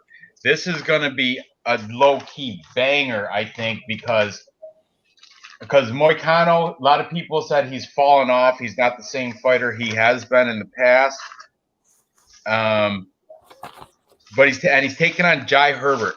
I'm going to check up the fresh odds. Moicano was the favorite by quite a bit right now. Moicano is the favorite, minus 230, over 2-1 favorite. Jai Herbert is a plus 195 underdog for this thing. Lightweight matchup. Moicano is coming off a loss against one of my favorite lightweights in Rafael Fiziev. I even mentioned him earlier, if you guys remember. So you can't take anything from that. Rafael Fiziev is a striking coach at Tiger Muay Thai. Then before that, he's got a loss to Korean Zombie. You guys just saw him own Dan Ige, did whatever he wanted with him last week. And Jose Aldo, a legend. And he's got a loss to his fourth loss in his pro record was against your boyfriend, Brian Ortega. So that being said, you can't take anything from his losses. They're all prime opponents, right? Jai Herbert, he's coming off a loss to old-ass Francisco Trinaldo, right? Francisco Trinaldo, isn't he an oldie? Isn't he an older guy? Yeah, he's like 43. Yeah. So Jai Herbert coming off that. However, Jai Herbert in this fight has a 2-inch height and 5-inch reach advantage, and he's been exclusively training with Leon Edwards, who just came off that victory over Nathan Diaz. So over in England, that camp is in high spirits. They're coming off a win. You know that the positive energy and the vortex is spinning in their favor. That, you know, if you're into that, I'm into like the Taoist existence. Recently, it's kind of a new thing for me. But anyway, that being said, I'm going to go with the 2-1 underdog here. And I think Jai Herbert might upset Renato Moicano. I mean, what I listed, those were key players, but they're still losses. Rafael Fiziev, you know, Korean Zombie, Jose Aldo, Brian Ortega, great fighters, but still, they're losses. He lost to all them. So, I mean, Jai Herbert's got Francisco Trinaldo, and who else? I don't know. He's only got 2 losses. And the other one is to, I think, somebody a long time ago that's a nobody that just was Rice McKee, who's not a nobody, but it was a long time ago, 2016, in a smaller promotion. So, Dave, what's your take on this fight here? They both weighed in good. Moicano's a striker. I mean, he averages over 25 big strikes, significant strikes per round, but he loses by a finish. Either he gets KO'd or he KOs. His experience is a little bit better. Herbert comes in here. He's got a bunch of first-round KOs. I like Herbert if he gets to be able to catch him early. There's decent value in betting him. But as far as I'm concerned, he's got a bunch of can crushers on his record. Now he's taller. I think he's more cut. But in the grand scheme of things, I'm going to lean to Moicano's experience here. I'm going to pick him. It's a toss-up. I'm going to pick him in a decision. Moicano. That's a hard C. Yeah, thank you. Not Moicano. Moicano, yeah. You know what? During the Pracneo, there was I'm not going to mention his name. There's a capper that kept saying Prancino, and I hated that. It was so annoying. It's not Prancino, it's Pracneo. Anyway, Moicano. Thank you. So, how about you, Josh? What's your take on Jai Herbert and Renato Moicano? Yeah, it could get really interesting on the feet because Jai Herbert kind of fights long. He has a pretty nice jab, and he sticks certain strikes really well. But his big problem is wrestling. That's the thing for the English fighters. That's a little hole in their game. They got to get some wrestling over there. Take some training from Bad Bernie. He knows it all. Sorry, the King. His Majesty. I shall not speak ill of his name. But he is over there too somewhere. I want to say Spain. I thought it was like Portugal or something. Maybe Portugal, yeah, because his word girl speaks Portuguese. Maybe he's got, well, you know, he knows it all, so the wrestling's there. Anyhow, Moicano has more wins by submission than he does by I don't think he has any TKO finishes in the UFC. That said, I think that's Moicano's key to victory, is to sort of set him up with a little bit of a striking on the feet, because man, he was outgunned completely in that Fiziev fight, and man, I love seeing that guy fight. His just a little side note, but like he doesn't set up any of his kicks. He just throws them without any telegraphing, any setups. It's just a beautiful thing to watch in the lead up to this fight. Neither here nor there, but I'm gonna favor Moicano in this one. I think that he should mix it up well enough. And I mean, going off of like the Trinaldo fight, I mean, losing, I mean, that guy's kind of on the tail end of things, and Moicano's kind of hitting his stride a little bit. So if he can rebound from that Fiziev fight, I think that'll give him better stakes in the division. So I'm gonna go with Moicano. I'll go by decision. That's a good pick. Just so you know, it was very close in the Capra consensus or Capra comparison pick show. I would show you. It was within one. It was a tiebreaker. We got another Moicano there. You got 4 different things, and then 3 for Herbert. And I took Herbert also because I'm plus money junkie. So anyway, yeah, I'm gonna go with Herbert just because for the plus money. I'm not confident with that pick, but Leon Edwards, he's been training with him, and I think it's going to happen on the feet. That's why I'm taking KO second round. Sweet. Okay. Hey, I'm going to hop off of this one because my phone's about to die. But all right. It's been a pleasure. Yeah, you're always welcome. Me. Always welcome, Josh. If you're in the chat and you want to jump on, I'll send you a link through IG, and you're welcome to come on anytime. All right? Appreciate it, my friend. I'll look forward to it in the future. Awesome. All right. Have a good night. Stay in the chat. You too, guys. Yep. Win hard this weekend. Later. Yep.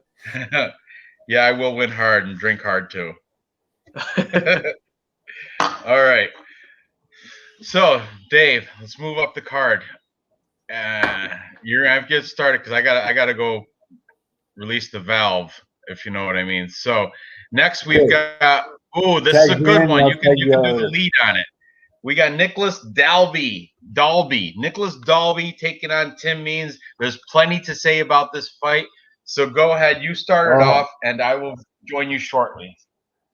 Man, you guys are scary. All right, so we got Nicholas Dalby coming in at 19-3-1 versus Tim Means 31-12-1. 31-12-1? Are you kidding me? You got that many fights on your record? All right. Let's have a look at Dalby. Dalby 19-3-1. Came in today at 170.5 pounds. Looks like he's a taller fighter. Now, these guys are both durable. Once again, Tim Means high on the striking level. You've got over 25 significant strikes per round. He can go the decisions. Now, on his record, he is 5 for 5 on his decisions. So, I don't like the fact that he can go to decision, but it happens regularly. Now, his last fight was against Daniel Rodriguez. Not a bad opponent. He won his decision in a unanimous way. It was a good fight. He did beat Alex Oliveira in a unanimous decision as well. The rest of his fights, I would hate to say I don't know any of the opponents. It's all Cage Warriors back in 2019 and before. But I do like the Oliveira fight. I do like the Rodriguez fight. Both of them were unanimous decisions. They were very obvious. So, guys got some skills. Now, let's move on to Mr. Daly. Oh, sorry, Dalby. Dalby. Yeah, I just did a good intro on Means. The more I Dirty talk Bird. about him, the more I like him. Bird. Did you mention how he's a high school wrestling coach? 25 significant strikes per round? That's pretty good. Mind you, Dalby's thicker, like way thicker. 33% takedown accuracy. Seems like he gets stops or he goes the distance. Came in at 170, had an easy cut. Did you see the face-offs? Dalby was intense. Yeah. Intense. He was looked like a man on the mission. You know, these guys, these fighters, they hear the media. They hear the people saying, "Oh, D-Rod, the robbery, he outstruck you. You should have never won that." They hear that shit. But they don't, he's, of course, just like me and you. Even if we got a robbery win, we're still thankful we got that win, and we're just going to try to prove everybody wrong the next time we come out. And what's Tim Means have that Dalby doesn't? Double-digit losses. That's what Tim Means has that Dalby doesn't. And I know. Did you mention Tim Means had a little stint in prison? No. That I like that though. I think that makes you a little tougher as an individual. I did not mention though that Tim Means is taking this fight on short notice as well. Well, not really. He was set to fight somebody else that was it last week? He was supposed to fight somebody else and they ended up backing out. Somebody in the chat's got to know. But same with Nicholas Dalby. Dalby was supposed to fight some Russian guy, and that Dalby guy ended was supposed to fight Kandosko. This is the worst fight for announcers. Sergey Kandosko. I'm going to pull it up. And then Kandosko had the injury. So he pulled out. Let's see. Yeah, Sergey Kandosko. Canceled bout. And Tim Means, though, we missed same thing. I'm doing the same thing. I'll be right back. Yeah, I just went. As soon as you release that valve, it's never ending. Danny Roberts, hot chocolate. That was like last weekend. He was supposed to fight him, but it got canceled. Danny Roberts fell out. So this is kind of, they were both, it's short notice for both of them, but it's not for both of them. You know what I mean? Because they're both getting ready to fight other opponents, whether not each other, but still. You can't really say the short notice, whatever. Tim Means, though, he does have a 3-inch height advantage and a 5-inch reach advantage. I heard from a capper he's been exclusively training with Matt Semmelsberger, who we saw he had a loss last week. But that doesn't matter. Dirty Bird, man, I like him, and I like that he's a wrestling coach, but I don't like his double-digit losses. Nicholas Dalby, say what you want, says his record's 19-3-1. I know a couple of them, not just one, not the only D-Rod, but a couple of those victories were considered robberies. But so be it. It is what it is. He still came out on top. One of the robberies happened in his hometown. That's why he got it. But I'm gonna have to go with. I'm gonna go with the Danish Nicholas Dalby in this fight for the upset. He is the underdog at plus 111, and this is an interesting fight. Nicholas Dalby had a draw against undefeated Darren Hill back in 2015. They're both undefeated, and they had a draw. Then he lost. He went on a 3-fight losing skid. But they're against Zach Cummings, not bad. Peter Sabota, not bad. And Carlo Patasoli, never heard of him. But still, he bounced back with a 5-fight win streak, and now here he is taking on Tim Means. I'm gonna go with Nicholas Dalby in this fight. That's That's what my head is telling me, and that's where. And at the weigh-ins, it just reinforced my pick. I was on the lower end. Most people took team means. Look at all that. Look at all the people taking team means, and the few that are taking Dalby because of that robbery. E Money thinks it's a trap. He thinks this one is the trap. He thinks Dalby's going to win by robbery decision, which I don't know if it's going to be robbery, but I got Dalby winning by decision. That's my pick. Just like P Diz right here. Yeah. I hate it when we agree. Sucks. I see. I'll still beat you in Tapology. Don't worry about that. I mean, I see. I granted Tim Means. You know who else beat? He took this fight on short decision. Dalby's going to take it to the ground. I don't see Tim Means being able to stop him.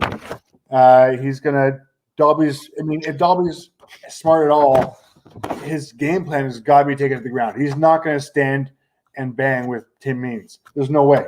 I think the only way Tim Means gets the victory is if he knocks him out.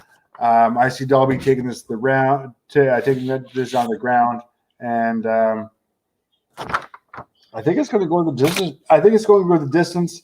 It's going to be close. Might be split, but I see Dalby taking this. Dirty Bird, he also beat Mike Perry, P Diz. Dirty Bird, because P Diz said something like, D-Rod beat Perry, so I'm good right here. Well, so did Tim Means. So, are you still good with him too? Guru, the one with the Nick Cap, he said Tim Means by Darce choke in the first round. Or KO. Darce choke or KO in the first round. That's pretty specific. I'm impressed. Yeah, I know. I love it when people pick the move. That's the best. If they ever nailed it. I don't know. When we get to OSP, we'll talk about that. But anyway, yeah, I'm with you here too. We both agree. We're going with the underdog, Nicholas Dalby. And I feel for some reason I'm confident too. I liked his weigh-ins. He was so intense in the weigh-ins. And Tim Means has double-digit losses.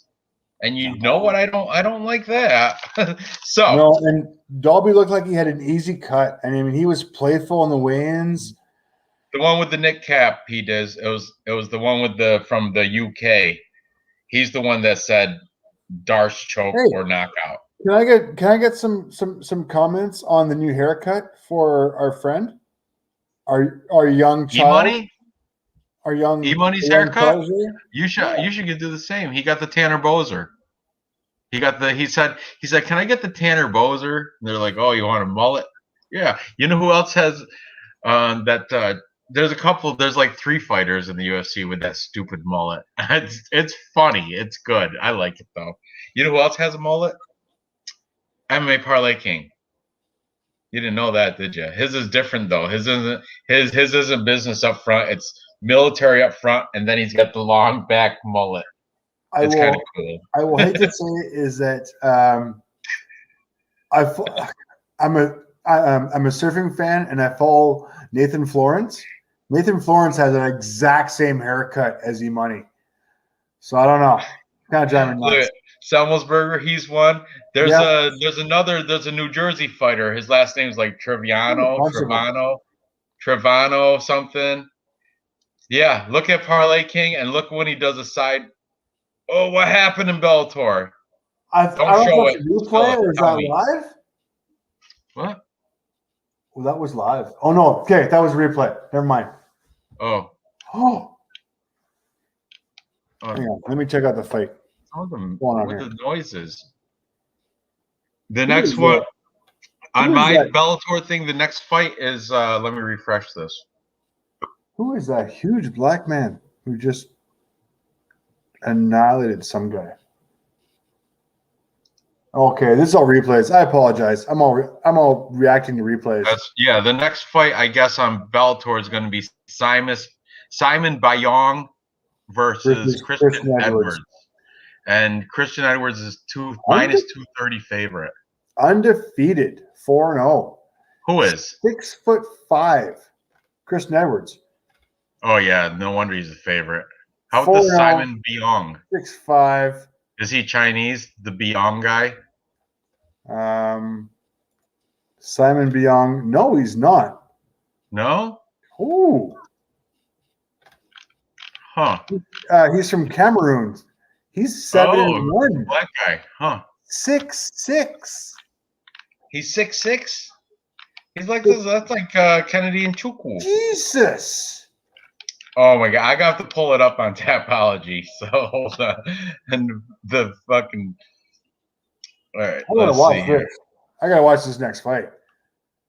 I gotta at least see these guys on You Tapology. do have to see these guys.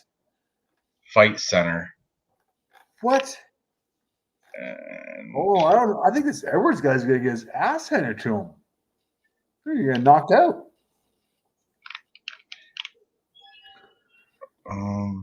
Bellator. This Simon Biong guy looks scary. He's beat Vitaly Shemikov, Quinton Russ. Damn.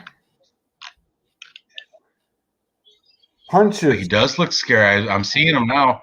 7-1. And he's the underdog. I'm gonna throw a quick bet on him. Yeah, I like it. Where is he? Where's Simon Biong? Plus 195. I'm gonna do him.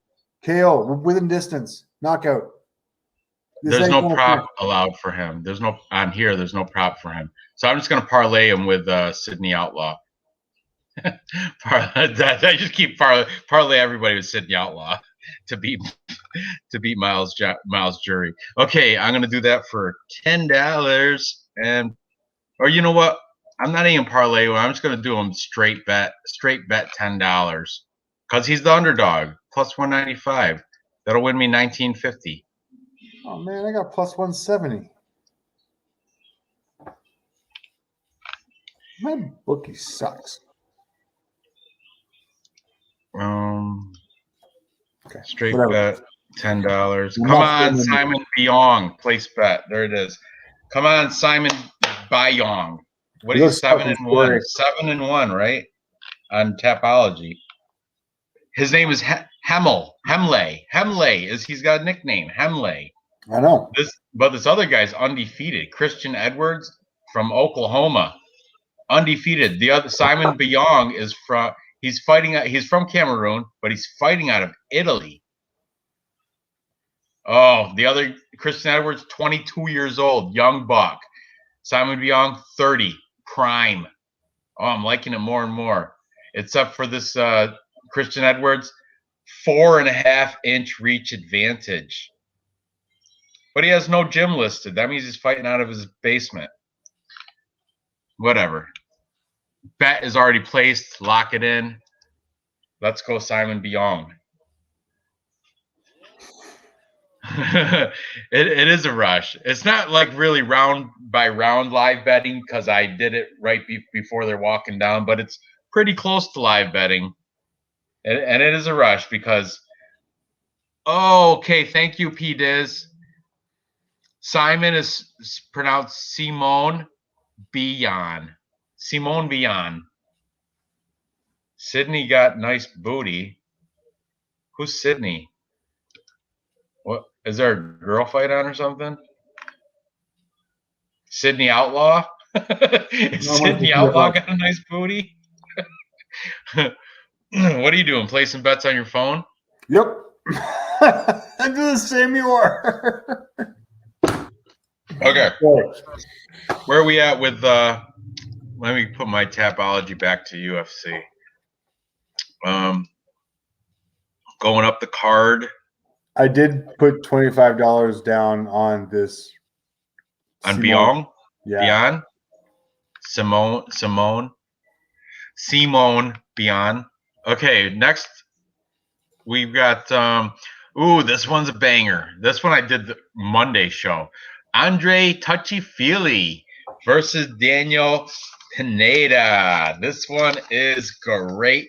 Touchy-Feely comes in with let me find it. Here it is. With a record of 21-8. And he is the decent favorite here, 2-1 favorite. Last time I checked, I'm going to check it right now.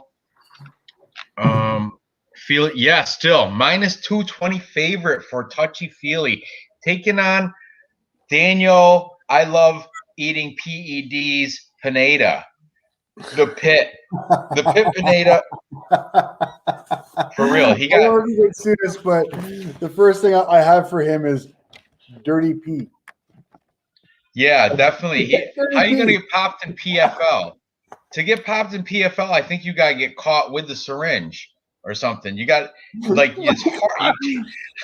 Seriously, you gotta be like, really?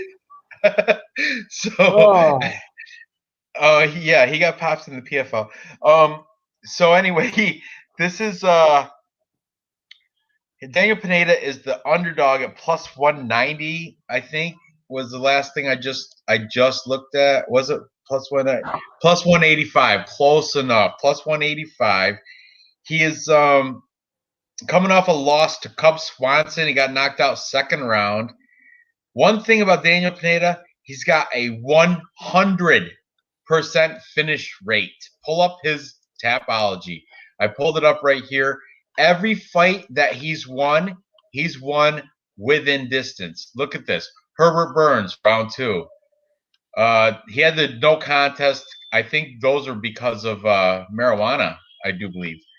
Couple of them. Round 1 knockout over Jeremy Kennedy. Round 1 over Movlid Kaibulev, PFL. Oh, those were no contest because of the steroids. That's right. Okay, because that's the PFL shit. But yeah, every victory he's got, knockout. He got a loss by split decision. Then he's got knockout. Or Kimura, triangle choke. He always got some submissions. Anyway, I'm just saying every 100% finish rate on all his victories. 100% finish. He's never won a decision. Every time he's gone to decision, he's lost it. So that's a crazy stat, and that's why I'm taking the favorite Andre Fili, Touchy Feely, by decision. I don't see it going any other way. I don't see Daniel Pineda knocking out Andre Fili because Andre Fili, he had a good fight. He lost it, but it was against Bryce Mitchell, who I'm very high on. And Feely's got the 4-inch height and 4-inch reach advantage, fighting out of alpha male. Yeah, I'm going with Touchy Feely, the favorite. I like the plus money, but I like to win bets too, and that's why I think Andre Feely might be a solid parlay piece for me. So, what's your take on this fight? He might be. I think Feely is probably on his way past his prime. But I don't know. Daniel Pineda's 35. Feely's 31. Exactly. So is Pineda. Pineda's decent. He's got 18 subs. It's decent grappling. He's got 1.5 takedowns per round. But you know what? Feely's got 2.5 takedowns per round. And he's taller. And he's more aggressive. And as far as decisions go, 9-4 in decisions. Granted, his last 3 losses have been by stoppages. But I don't see Pineda stopping this guy right away. Feely looked relaxed at the weigh-ins. Pineda looks slow, and I thought he was going to be puking. So I got Feely in this one as well. Look at all those people. And then Vlad, the only one taking Pineda is UFC Celebrities and Classics. He said it's going to happen within distance, too, because he said, under 2.5. And if I got to take a side, I'll take Daniel Pineda. All right, Vlad. All right. Good on you. Is he still awake? Is he still doing watch along right now? Well, I'm sure he'll be doing Bellator. Is he doing he's doing Bellator or PFL? Bellator main card. Or is his mysterious boss making him do KSW? or something, or Babylon or something. He's like, my boss is making me do the Cage Warriors. My boss is making me do soccer. I don't know who's his boss and who pays him, but the guy's making him do all these he's got to do the KSWs and the weird soccer training, and then how to beat John Morgan in ground and pound, and oh, the beers are starting to hit me, Dave. The beers are starting. We gotta let John Morgan go. Right. I don't think that'll ever happen. If it does, I actually watched the interview where he thinks that John Morgan criticized the guy's weights, and I mean, it's debatable. I mean, really debatable. Whatever. I mean, you want to take something and go run with it? He's fucking run with it. And yeah, Vlad's he is an awesome soccer coach. And I did watch those recent videos of him doing the soccer coaching with the. Nobody is a bigger Vlad fan than me. Okay, I know you. Nobody is a bigger you sent him a Canadian flag, and he shows it off all the time. Dave, BC Dave sent me this flag, and he wrote like something on it because he knows some girl in Canada or something. So he wrote like a message on the flag that says hi or something. I don't know. It's something weird. But he wrote in marker. Disgracing the Canadian flag, but that's okay. I'm not going to say anything about it. Whatever. You know what I'm talking about, though, right? Oh yeah. I don't know I still don't know what he wrote, and he tried to explain to me. Oh, I have this friend. It's a girl, so I want to say hi by the. All right, you're not supposed to write on flags. You're disgracing that. He disgraced his own T-shirt writing on the Bulgarian flag with a signature. But you gotta love the guy. But still, he just you do. He's some weird stuff with the yeah. Anyway, I was watching today because during the Cage Warriors early. I didn't be nice. Interject, but they were talking about why don't you hang some pictures because you have blank walls, you have blank white walls. Hang some pictures and use blue tack. Blue tack, you can like hang posters and you can pull it down without peeling your paint and ripping posters. It's like a putty type sticky, and because he didn't want to use tape or tacks. I don't know. Anyway, Vlad's awesome. Vlad is a savage. He's great. But anyway, Vlad was the only taker on Daniel Pineda. Anybody in the chat take PDiz? You got Daniel Pineda, the PED lover. I love performance enhancing drugs. Yeah. I drink unicorn's tears and inject the stem cells. I love it. My daughter has marshmallow candies called unicorn farts. They're awesome. They're little blue and pink marshmallows.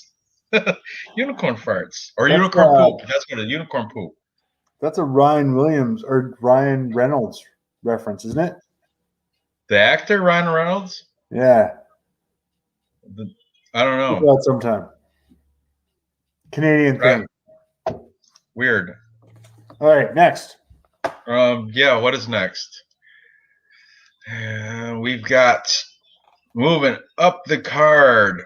Heoni Barcelos versus Timur Valiev. This is the fight of the night. I'm telling you right now, this should be co-main event, but I think this might be the fight of the night. Heoni Barcelos, Timur Valiev, because I didn't flip-flop really that much because I'm high on Heoni Barcelos, only because he's been in the skill set since 5 years old.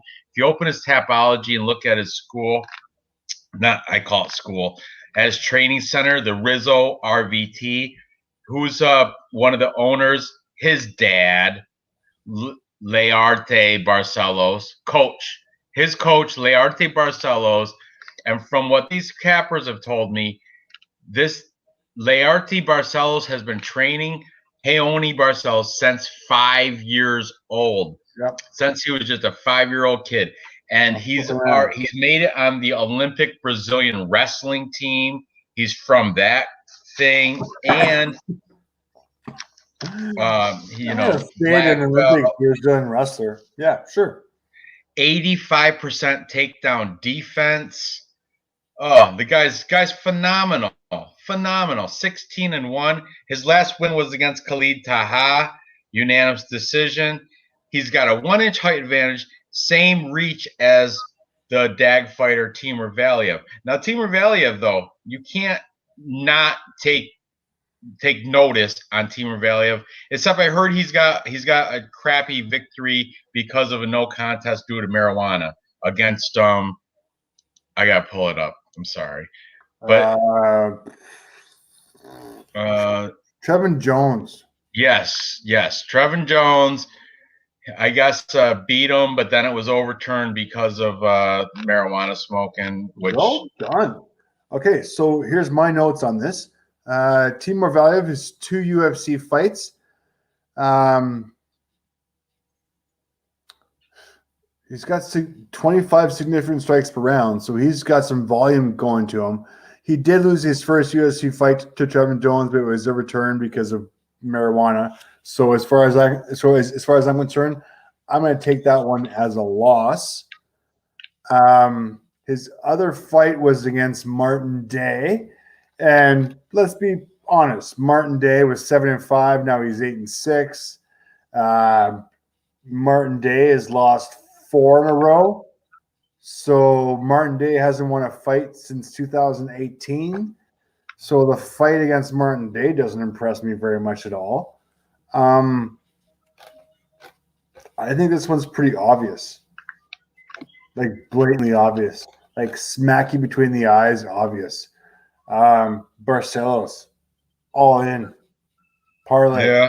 Mixed in with that's the capper majority. The only person taking Timur Valiev on my capper show was Vlad's friend from Brazil, Schroeder MMA bet. You know that guy? He's straight out of Brazil. P. Diz, you got to know who he is. He took him, and so did Gianni the Greek. You know Johnny the Greek? He's an ESPN capper that was on Pub Sports Radio as a guest. Johnny, okay. He's not like a UFC capper. He's more of a all sports gambler type. Yeah, you know. He is. I watch him on my. But he's successful though. He's a winning gambler. Like, yeah, he shows he's got proof that he's a winning gambler without even watching fights. He can pick them. Anyway, just so you know, on my notes for Barcelos, as far as the weigh-in goes, and this is completely separate. You know, you got your 3 stages of betting. Barcelos did look slow. He did look dehydrated. He's got a blank gaze stare, and apparently, from my notes, he didn't blink once during the weigh-in. Does that mean anything? Who did it? Barcelos? He made weight though, right? 135, but he was slow. That means he might have had a bad weight cut. I looked at that, and I watched the face-offs. I didn't watch the weigh-ins. I watched the face-offs. Timur Valiev was smiling the whole time. Raoni Barcelos he had like a unblinking gaze. I don't know if it was intense or if it was just I'm tired. I'm just gonna want to get through this so I can drink water, eat, and sleep. So, okay, wait a second. Just wait for the focus. Wait for the focus. All right, there it is. Hold it right there. 135. Yeah, that's out of focus. Right. You got notes though on the side. You can't. Oh, cut, dehydrated, drank. I can't read that other chicken scratch. Did not blink once. Blank gaze. That's what it says. Slow, cut, dehydrated, blank gaze. Did not blink once. Noted. That's good. I'm still taking Barcelos. He's bred for this. He's still my pick. I still have no doubt that within 24 hours he's going to rehydrate himself. By the time I have breakfast tomorrow morning, He's he'll used be to in this decent cut shape. and weight. I just His entire life he's been in wrestling. That's crap. it. You know what? I don't know how much I'm worried about it. It was a thing I noted in the weigh-ins. I'm still picking him by decision. Fading value of hard. Yeah, I'm going the same way. I got Barcelos by decision. I think Barcelos will be bantamweight. I don't know about champ, but I think he'll be top 5 if he's not already. I don't know what the rankings are for bantamweight, but I'm high on Raoni Barcelos. He is on one of my favorites and on one of my parlay pieces. Added note: a lot of people like to lean Dagestani fighters with the name ending in V, but he did beat Raoni Barcelos beat Saeed Nurmagomedov. Ends in V, a Dag fighter. So it's not like, he's already done it. He's already beat Russians with the Dagestani wrestling skills. So I'm taking Barcelos. He's on parlay pieces for me. He just wants Vlad to do a Survivor in the Woods. You know what? Vlad owns a camper. I've seen it in a couple of his uphill ground and pound videos.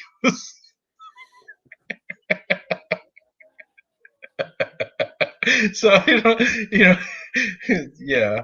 So so he knows. Why would he do it? There's a video from last year. He does water training. He goes into like a river in Serbia, he lives in Serbia, right? He goes to like this, not a river, it's more of a stream, like a creek.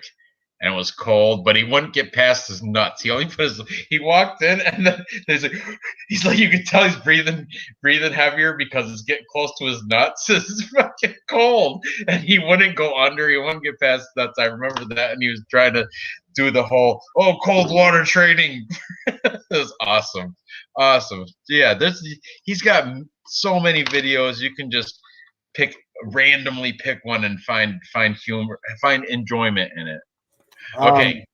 Come over and visit anytime you want. You want to do some alpine training with him, jump in some glacier lakes here? Oh, I bet. How about geysers? You got geysers over there? Because Yellowstone isn't that like geysers. Northern? We've got lots of hot springs. We've got lots of wild hot springs, which is kind of cool, like backcountry hot springs and like regular hot springs and stuff like that. But not too many geysers. No, we don't do geysers. Right. Wasn't like Yellowstone close to where you're at? Like, isn't that northern east or northwestern America? Range and volcanic activity and different. Definitely different volcano. They say it's going to pop within the next decade or so. Yeah, just FYI. I hope you're right. I hope you're right. Okay. What's next? I got way too much paper here going. We're in the main co-main event now. I think, yeah. OSP versus Tanner, the Bulldozer Bozer. Okay, I am so conflicted here. You got to help me out. I have literally like 4 pages of notes on each guy. I don't know what to do. Help me out, please. Please help me. I'm going to help you out right here. OSP, double-digit losses, 25 and 15. 38 years old. Tanner Bozer, 29 years old. No double-digit losses. Okay? Both of them are coming off losses. OSP lost to Jamal Hill, TKO round 2. He was awesome till he got his arm broken by Paul Craig last week. But Tanner Bozer lost to Alir Latifi, and that was a split decision, but it was it was a fair call. It wasn't robbery. I would have given it to him. And I mean, losing to Latifi isn't a bad thing either. Like, let's be honest. Right. He's not the worst.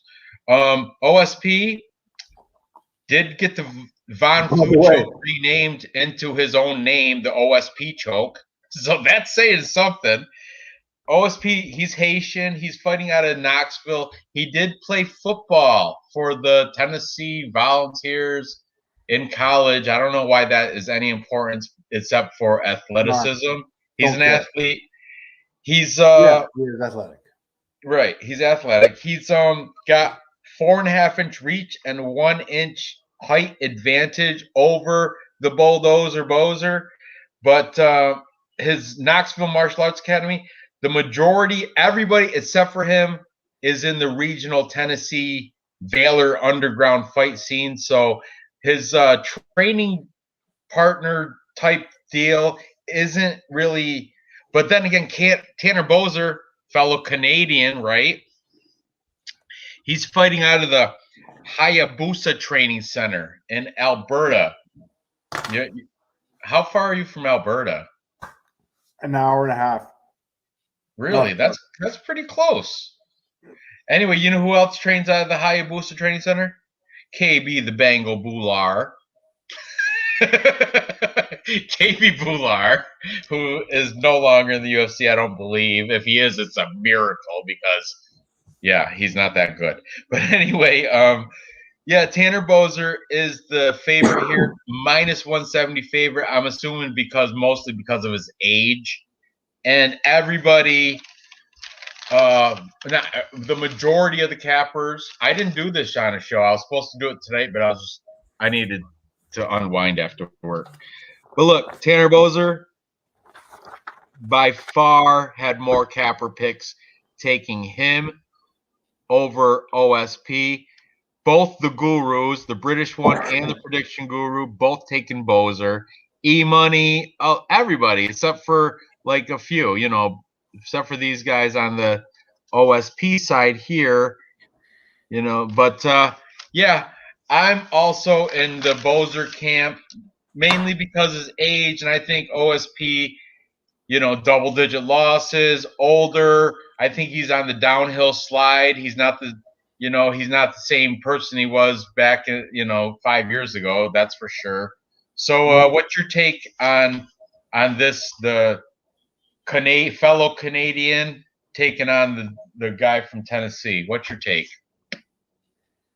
So many takes. So many takes on this one.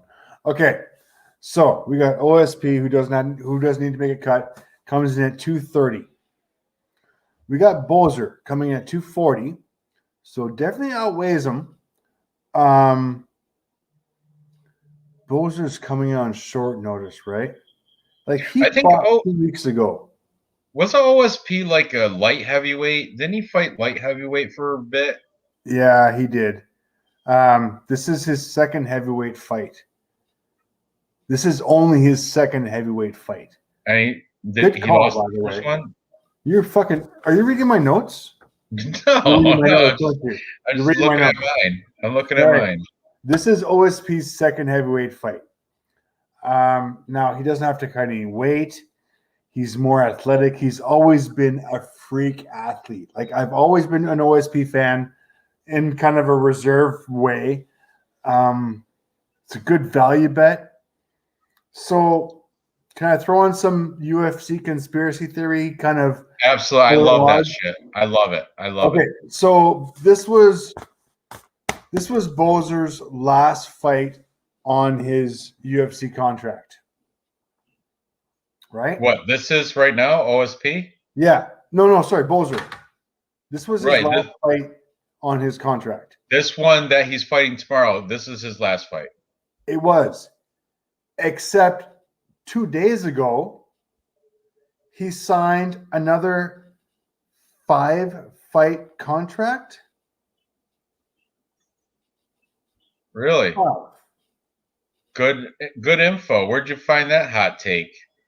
It's fucking everywhere. Oh, I didn't follow.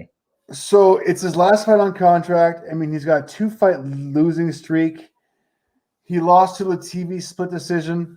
I don't care about that. Latifi's a good fucking guy. Arlovsky in 2020, which that's hard to take. Like, that's Arlovsky's tailing end of his career. I'm not very impressed with that at all. I know he's the bigger guy.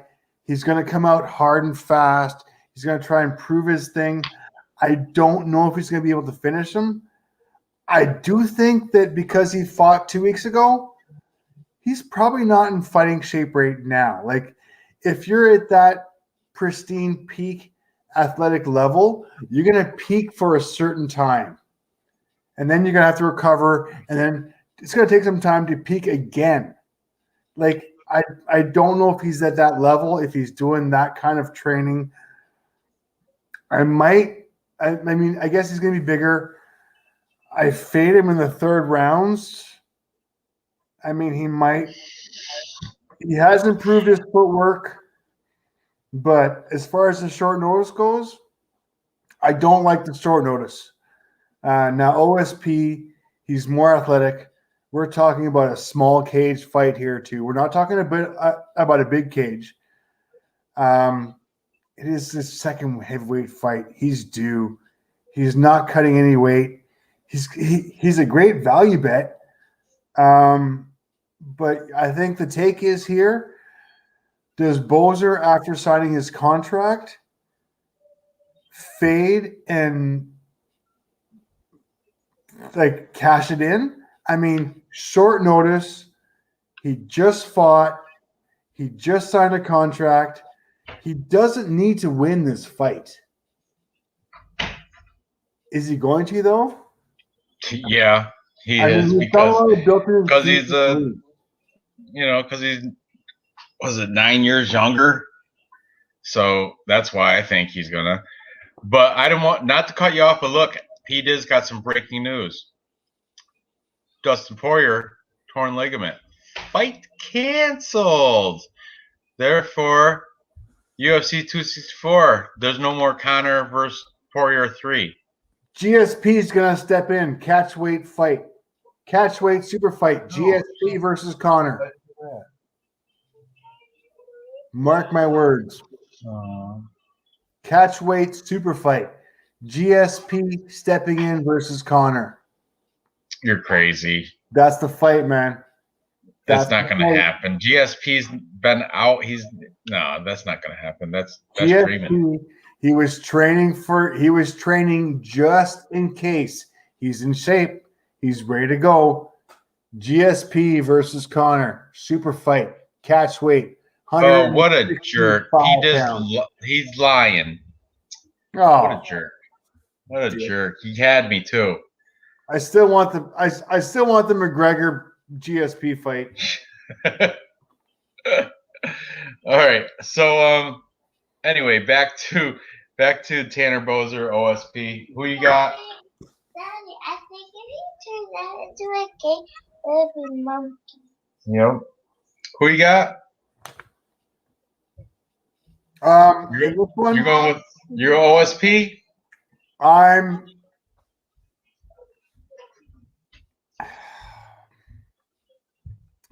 Boser. Yeah, I'm Boser. After all that. Oh, Diego Sanchez. I thought you were joking about that too. Diego Sanchez is in PFL. That's funny. And Walt Harris is out of the UFC because his contract's over. Anyway, I'm taking the younger Boser. I never had a doubt in my mind ever. I don't care if OSP's got a choke that he took the Von Flue choke and renamed it OSP choke. That shit don't matter. He's 38 years old. Boser's 29.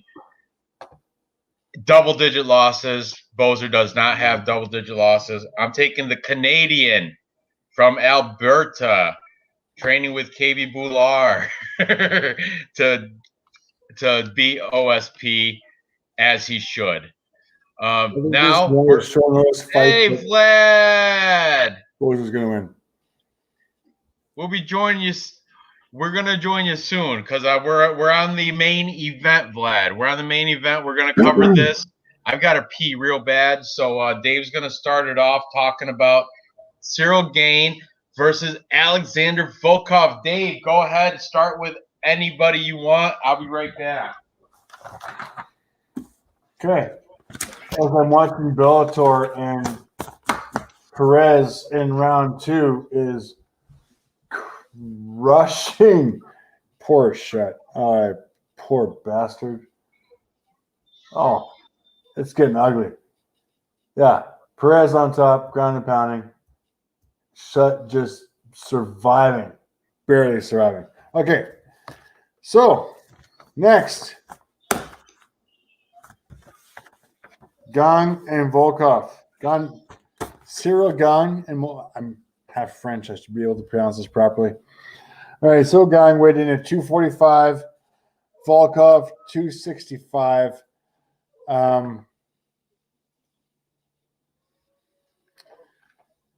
Gang comes in at 6'4" at 31 years old, undefeated, 8-0.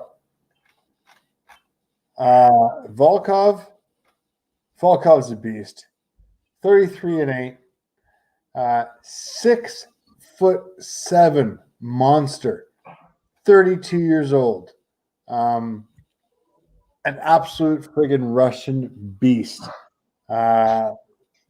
It's hard to say.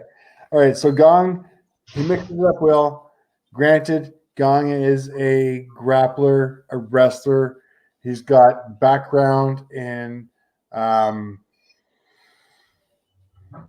kickboxing. So he's honestly, he's the next UFC poster boy.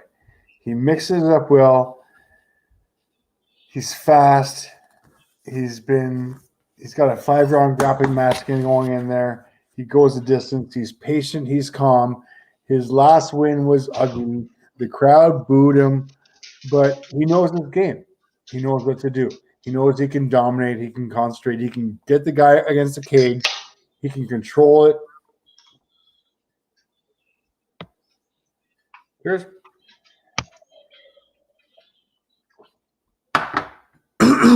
now, the problem with this is that he's going to have to control a guy who is 6'7", 265-pound of Russian not happy.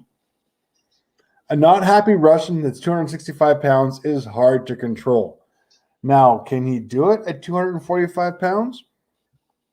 I mean, Volkov's got 20 pounds on him. He's got 3 inches on him.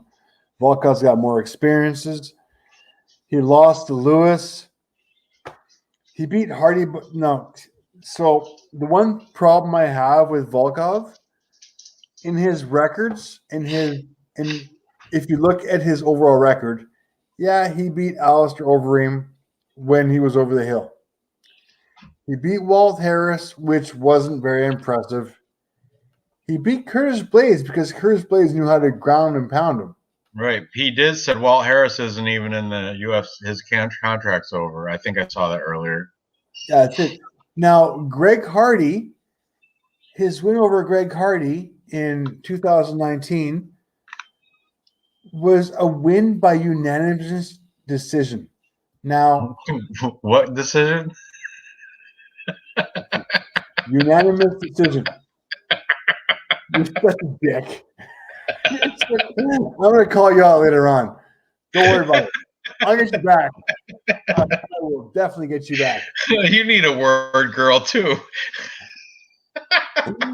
So his win against Rick Hardy was by unanimous decision. Unanimous. God damn it. Decision. Just say decision. The uni decision. So Greg Hardy took that fight on short notice. Greg Hardy's a football player. Back then, he was definitely a football player. I don't want to fade Greg Hardy. He's evolving great. His striking is getting better. His ground game is getting better. But back then, he was pretty much just a football player. That's pretty much all he was. And Volkov went to a decision with him. Like, he should have knocked that fucker out. Like, granted, he won. Not impressed. His loss against Curtis Blades, which tells me he can be controlled on the ground by a smaller guy. Walt Harris. Who is Walt Harris? What? Alistair Overeem in 2021 when Overeem was 47-18. That doesn't impress me at all. So I'm kind of looking at Volkov is he really that good? I don't know. He does have. Listen, he's got victories over Stefan Struve, Fabricio Verdum, Roy Nelson. I mean, I'm going back years, but still, he does have some. They're fucking freaks, by the way. They're just like Sideshow Bob. They're sideshow freaks of the UFC. Who is? Nelson and Struve. You got a guy who's like fucking 7 Struve feet is tall. like, isn't he like a fucking tower? 5'10", Isn't he like 7 foot tall? Stefan Struve. He's retired now, but I think wasn't he like a 7 foot tall fighter or some crap? Yeah, like huge. They're both fucking freak shows of the UFC. Fabricio Verdum now. Who did I say he's training with? I just mentioned him this today. I said he's exclusively training with somebody on this card. Fabricio Verdum. Oh, he's training with Danilo Marquez. Fabricio Verdum right now is Danilo Marquez's main training partner. FYI, little inject of a 6'11" P says for that Stefan Struve, who is no longer in the UFC.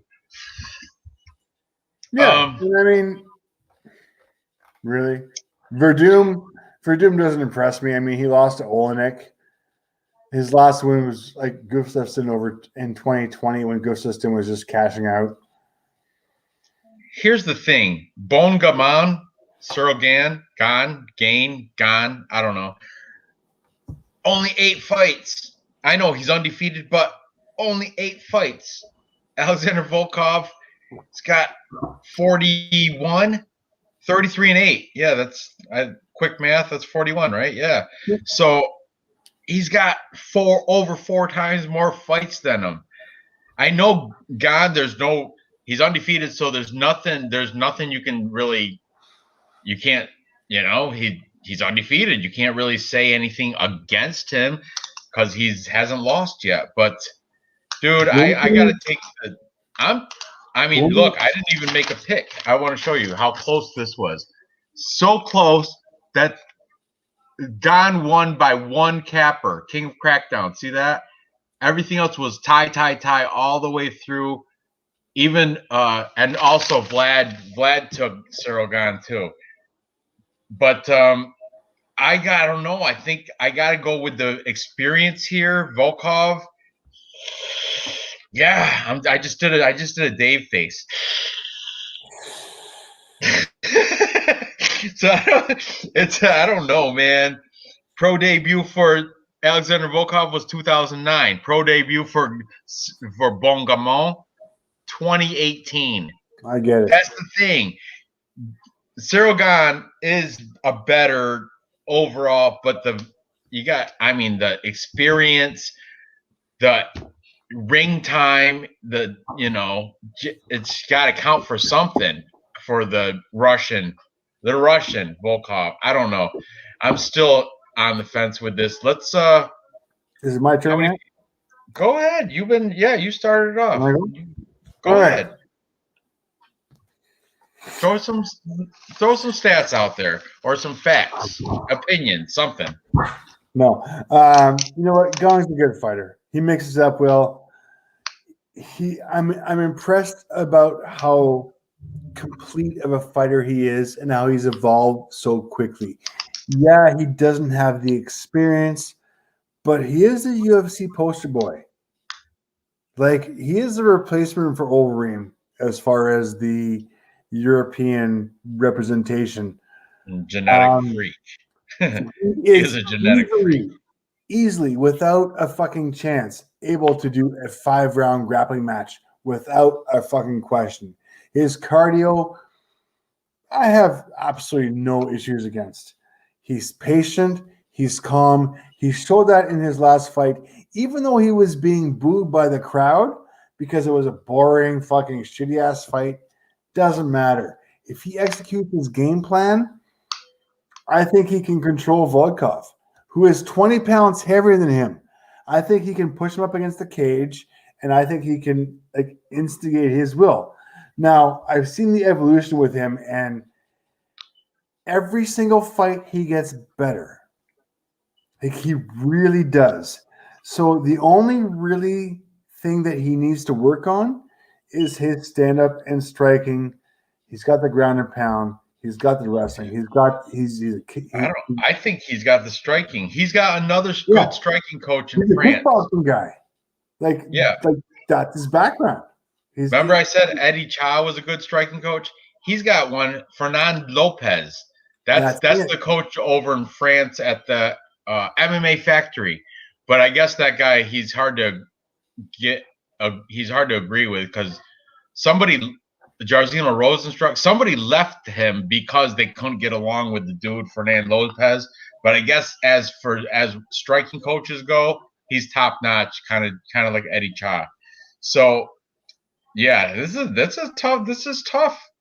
I still haven't made a pick. I don't know which way I'm going.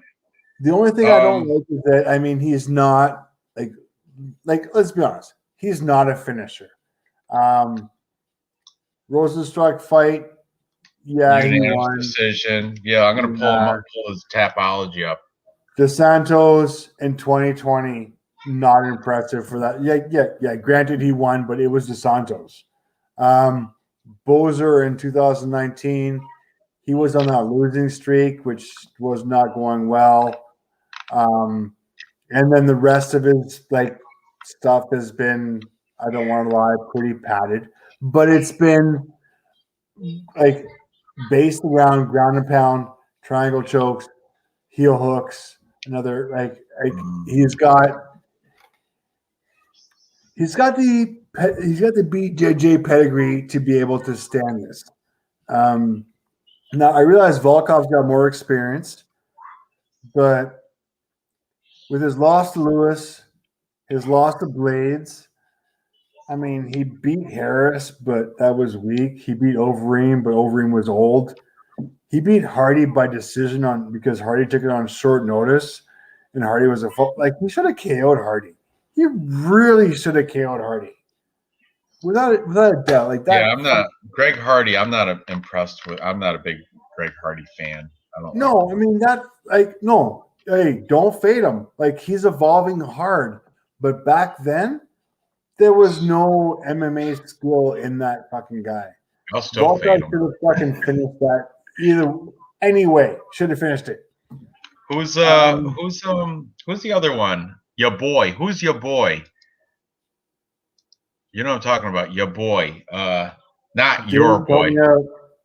He's another. He played football at Alabama. His name is right there. I just can't think of it. But he's like Greg Hardy, football player. Yes, Eric Anders.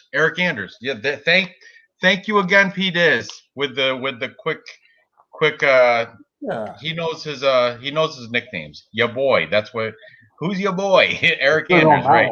Eric Anders and Greg Hardy and OSP. You can throw in that mix. Football players that transitioned from football to MMA.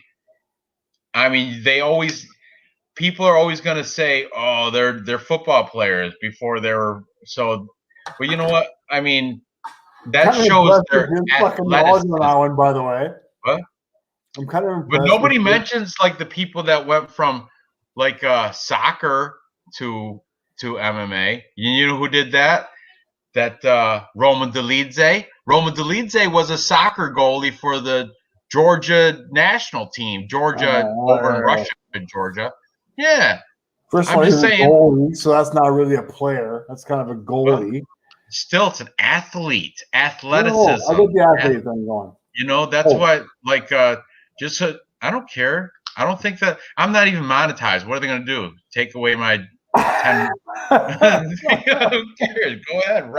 Rip and roll. I would, but my kids are in the other room. I know. I got to walk the dogs. P. Diz is the only guy in the chat, and you know what? He's young and has that virgin. Look at now he's talking shit about Dolidze. Dolidze can fight. Roman Dolidze is okay. He's good. Anyway,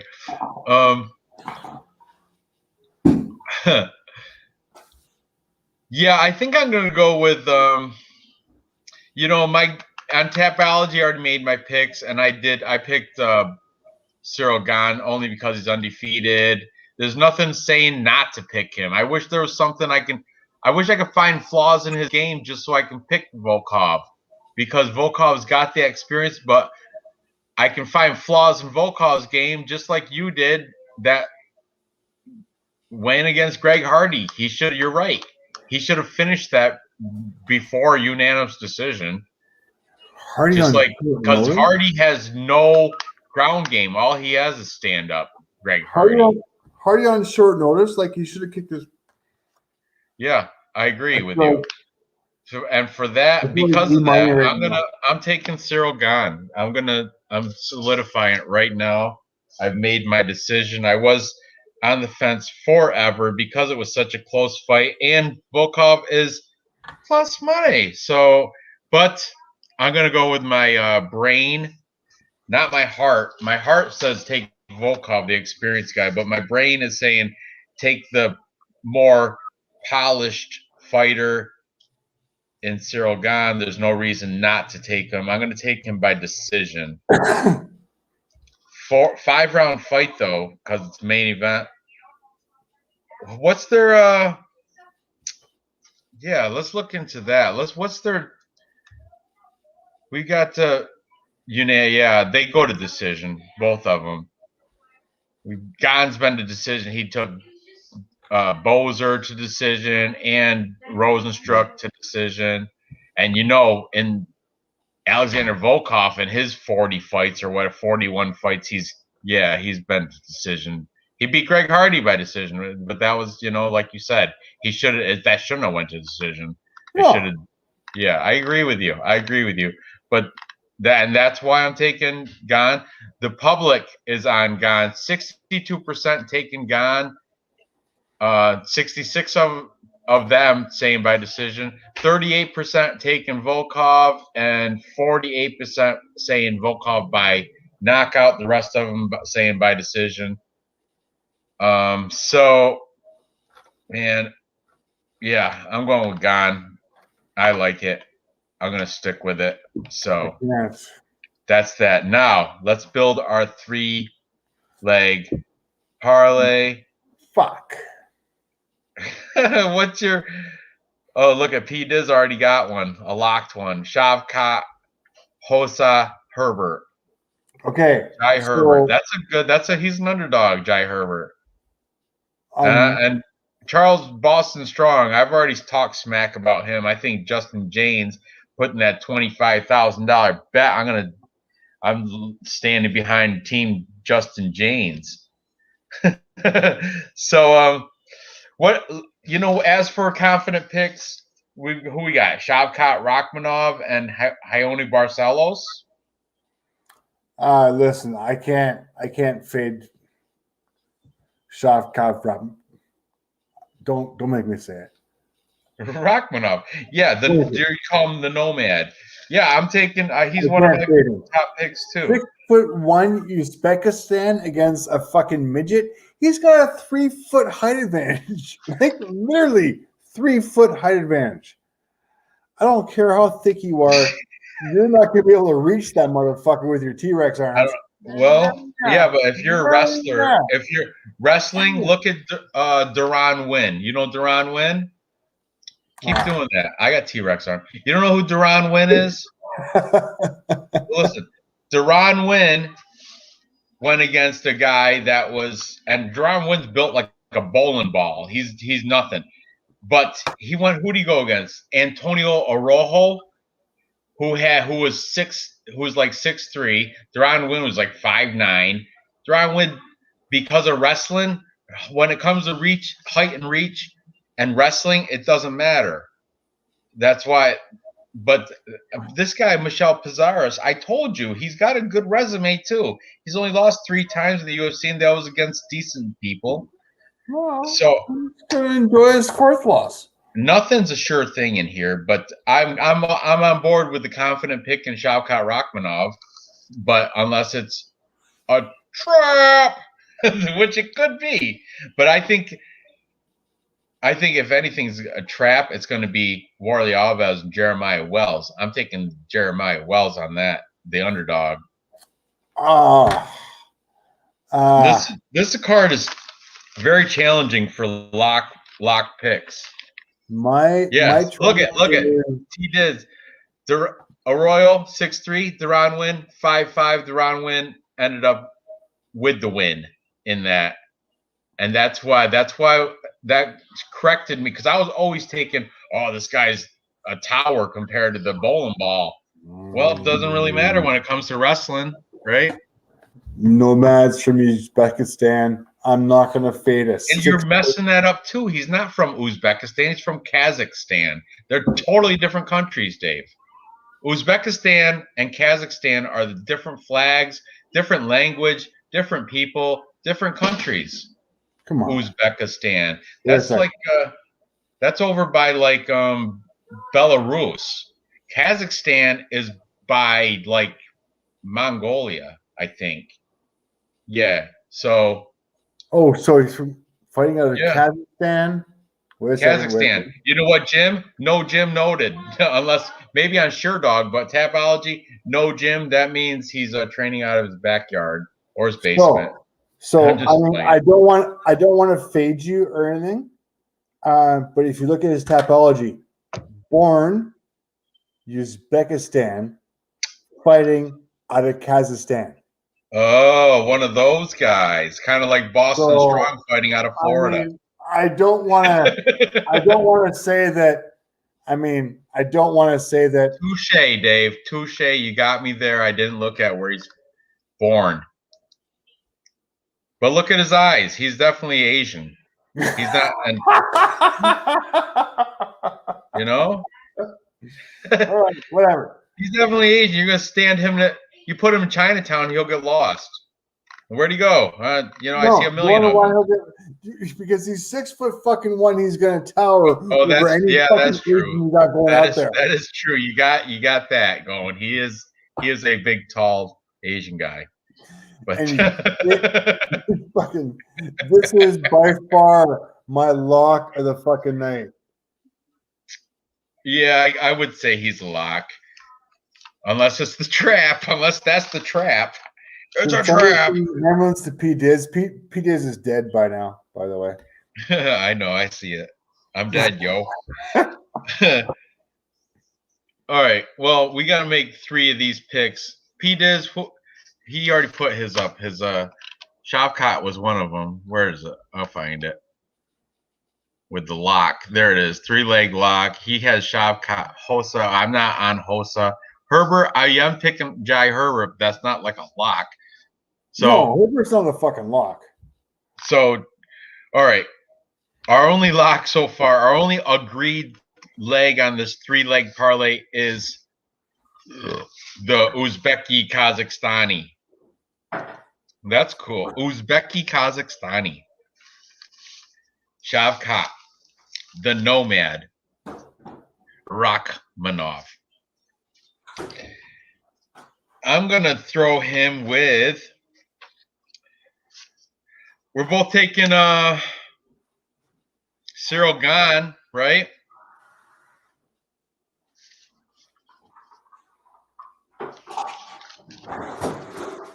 Go ahead, Dave. No, go ahead. Go ahead.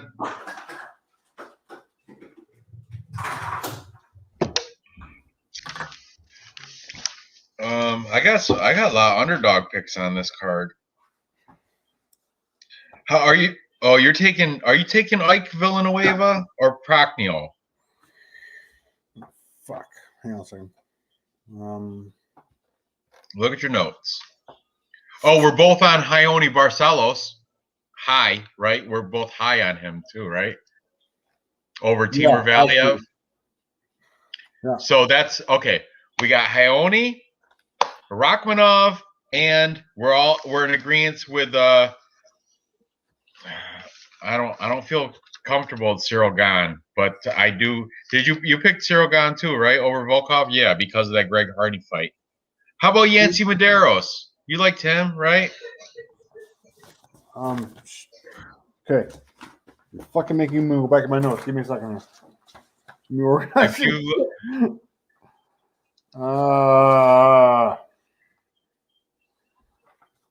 fuck. Oh, hey, Matt. How you doing? You know, Josh was on the show earlier, Matt, till his phone battery was dying. Look at Simple Man saying that Rachmanov is from the border where Russia and China border each other. That makes sense. I hate to say it. I like Pacino in that one. Prochniel? Yeah, me too. I'm on it too. Whatever. Yeah. Even though Ike Villanueva is not fat anymore, he's still chubby. I like Prochniel too. Do you really see Avila losing? Yeah, by Really? armbar to Stoliarenko. I do. I picked that the first time they were supposed to fight too. You're telling me that fucking BJJ expert's going to lose to an armbar? Yeah, I am. All right. You know, Stoliarenko's also what's it called? She does like sambo. She's like a champion in other form of fighting that I've never heard of before called lute something. It's like a Russian Brazilian weird thing. You sure it's not like Mexican wrestling? Lute veto. What? Shut up. What'd you say? Mexican? What? Mexican wrestling with the mask and everything? You know, Luce? Luce. Yeah. That's Luce. Or Lute. That's. Okay, so this girl went out for the Ultimate Fighter back in like 2018 and was denied. So this is her second comeback. I don't know, man. Look, Avila, I told you on Tapology, I'm taking Avila by decision, but my money, I already put a hedge bet on Stoliarenko, and I'm picking her. I might even pick my pick on Tapology. I like Yulia Stoliarenko. Oh man, the dancing and the awkward hug really freaked me out. I won't lie.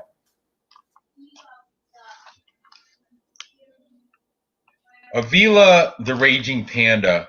She lost to Sajara Eubanks. Sajara Eubanks is middling. She's not. I don't know. Can I agree with the parlay punch? Who's got Rachmanov, Mercedes, and yeah, I like that parlay. Barcelos, he meant, not Barcelos. I like that parlay. Yeah, let's see what the let's throw it in there. Stop. Let's see what pays out. Look at punch. Here we go. Shit, I missed that bet between Simon Bayong and Christian Edwards. I never confirmed it. Who won? It says too late. It's already started. Was that Bellator or PFL? I don't even know. That was Bellator. Who won that? I don't know. I put $25 on it. Give me a second. You did put 25. I was going to put 10, but I never placed it. I just put it in. I never confirmed. I lost. Edwards. Did you? Edwards won. Who did? Edwards won. All right. That's good. I'm glad I didn't get the bet through. Pretty soon it's going to be the Sydney Outlaw. Here we go. What's that?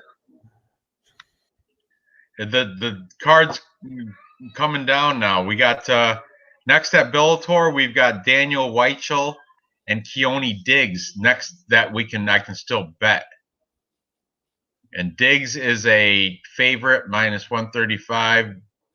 Daniel Weichel is plus 115.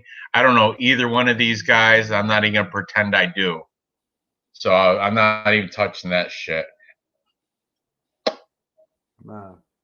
In PFL, Dennis Goltsov versus Brandon Sales is next. I don't know either one of those guys either. And the fight after that, though, I'm taking an underdog, Lance Palmer. I don't know. He's fighting a Russian. So I don't know. We'll see. But, look at Real News MMA throwing up some. I'm just looking at Real News MMA's calls. Those. Yeah, he's throwing up some Vlad picks. Oh, I'll take the under 2.5, under 2.5. We got some accuracy going on here. I'm impressed. Huh. Rachmanov, Wells. I like that one too. 7 leg. Good luck, man. That is so hard to hit. That's harder to hit than a trifecta in horse racing. 7 leg parlay. But it's happened. Like I said, Luke, who we had on earlier for 5-10 minutes, he hit like a 10 or 12 fight parlay for $20,000 on a $10 bet. True story. Documented. One time. You said you did a perfect card before, didn't you? Once in my life, and I had Vlad to fucking prove it for me. Verify. Thank fucking God. I've never. I went 9-2 one time. 9-2 on an 11 fight card because a fight fizzled. That's the best I ever did. Never went perfect. Never. No. If I did, I would brag so much. Carl went on with 12-0, man. It was. I don't know how much of it was luck and how much of it was skill, but I studied. Okay, I'm gonna shove this 3-leg parlay in right here, right now. Who we said? We said you know what? Let's see the ones I'm gonna throw a crazy parlay with every fight we agree upon. We both got Cyril Gane, right? And who are you taking for OSP and Bozer? Don't sigh. Just tell me who you have written down. I got Bozer. So did I. Okay. We're both taking Raoni Barcelos. Are you taking Andre Fili? Yeah, I got Fili. Are you taking Nicholas Dalby? Or Tim Means, Dirty Bird? Questions. I got too much paperwork. Well, you should know by now in your head. Anyway. I'm going to eliminate some of these. What's that? I try not to remember anything. I got Fili. I do have Dalby. Okay. Moicano, we're both on him. You're taking Marquez, Danilo Marquez, you said? I'm not with you there. We're both taking Shavkat, but it's minus 305. I don't like the odds. Doesn't matter. You're taking Wells or Warley Alves. I'm taking the underdog there. Jeremiah Wells for sure. I like him, but I won't play that as part of our thing. Marcin Prachnio, we like him over Ike. Yeah, we're in disagreement for the Julia versus Julia. We're disagreement for Boston Strong Guitar Hero. Yeah, Rosa and James. Seriously, he bet 25 fucking K on himself. That's why I'm taking him, because I heard he bet 25K on himself. Willpower. The strongest force in the universe. What's that? And he forces coaches to do the same? That's fucking How can you force your coaches to do that? That's what he said he did. Yeah, good. Check his Twitter. Good. You think that's a trap? You think he's just getting that to move the line? He really put it on Rosa, and he's going to take a dive. I don't know. Imagine he had an elaborate fix, like, I put 25K on myself, and I made my coaches do it too. And then he goes in there. In real life, he put Rosa by knockout in the first round, and he goes in there and sticks his chin out. I don't know, for a big payout. I'm just saying it could happen. It could. You know who I think fixed the fight for Kevin Holland when he lost to Derek or Brunson? When Kevin Holland lost Derek Brunson, that was a fixed fight that Kevin Holland purposely lost. And because I heard through gossip that he had his sister's boyfriend put a $15,000 bet against him on Derek Brunson. Yeah, I heard that. Yeah, did you hear something like that too? Yeah. So shit can happen. Anyway, so this compiled, agreed. Every fight that we agree on one. Oh, are you like Yancy Medeiros too, right? Yancy Medeiros. Yeah. Okay. I do. So we're in agreement on 1, 2, 3, 4, 5, 6, 7, 8.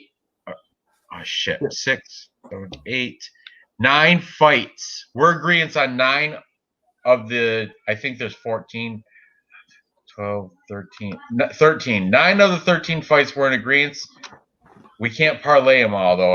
Not on Bet Online. Parlay in there somewhere between the fucking 9 goddamn fights. So somebody is messing the parlay up. Usually they put a little red circle by the one that you can't put in a parlay. I bet you it's that.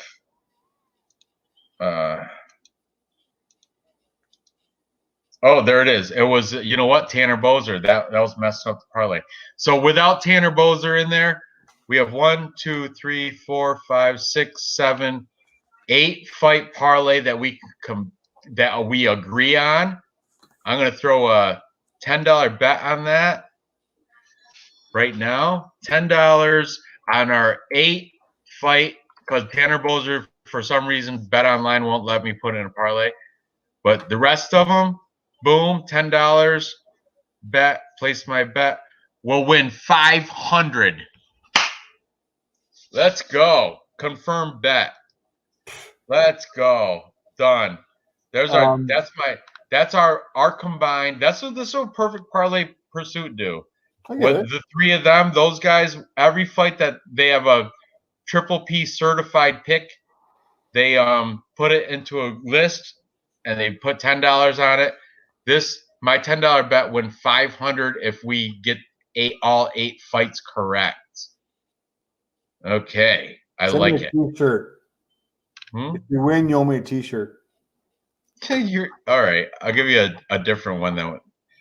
I might even design a new one. Anyway, I'm gonna copy and paste this just for shits and giggles. I can't fit in this. Copy, StreamYard, throw it on there. By the way, fucking nice T-shirts. Fit nice. Actually, like good material. It's good shit, man. Well, thank you. Thank you. It fits really good. Did you picked red for any reason? I put it up in a bunch of different colors. I like the red. Okay, here's a crazy. Oh look, it took 2 different spots. I don't even like fit it all in. Money impression. $10 bet win you $500 if you take all 8 of these. I can't fit them all onto the thing. They're in the chat though. They're in the chat in 3 different things. But now let's make our 3 most confident picks. Minus Shavkat Rachmanov because he's minus 305. I don't want to put that. I want to make money on it. Oh, I'm thinking of putting a large sum of money on that fucking fight. Yeah, you can. Let's make a 3-fight parlay without Shavkat Rachmanov though. We both like Moicano hard, right? Oh, all right. We both like Moicano. We both like Andre Fili. I'm pretty good with that. And Marcin Prachnio, that's minus 180. That's not that. Nicholas Dalby would make us money. Oh, this is what I'll do. I'm going to make 2 parlays. I'm going to make one with the high favorite parlay. Okay. And then we're going to do one with the least favorite, like our lowest number parlay. So, sports, MMA. The highest parlay would be Rachmanov, Moicano, and Barcelos. No, I'm sorry, Fili. Rachmanov, Rosa Herbert. Rachmanov, Moicano, and Fili would be our biggest favorite parlay. Martial arts. So that won't win us a lot, but we'll see what it does anyway. Where was it? I got one for you. Hang on. Moicano, Rachmanov, and Feely. Parlay.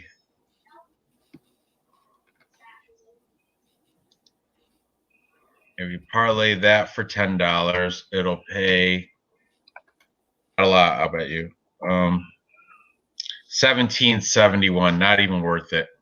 Back. I'm not doing that bet. Let's see with our joint most underdog parlay would be our underdog parlay would be we've got Medeiros, Dalby, and Cyril Gahn minus 150 on what I'm looking at from all our agreed picks. Gahn, Dalby, Medeiros. Let's see what that pays out. You know what's funny is I was just fucking making a bet.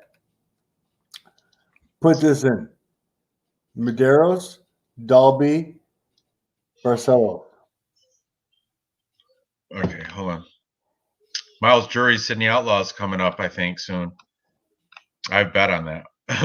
Anyway, okay, what'd you say? Medeiros plus 125. Nicholas Dalby is plus 115. And who was the last one? Barcelos minus 230, 213. So Barcelos is a lock. Dalby is in a fight against Means, who's taking Means is taking this shit on short notice. And Medeiros, honestly, going down a weight class, fighting with Max Holloway, I'm not going to fade him. So Means is not really he's no more short notice than Dalby is. Anyway, $10 with that, what you just told me would win 61, so it's plus 610. Plus 610, not bad. Not bad for that. I'll do that. Confirm. Yeah.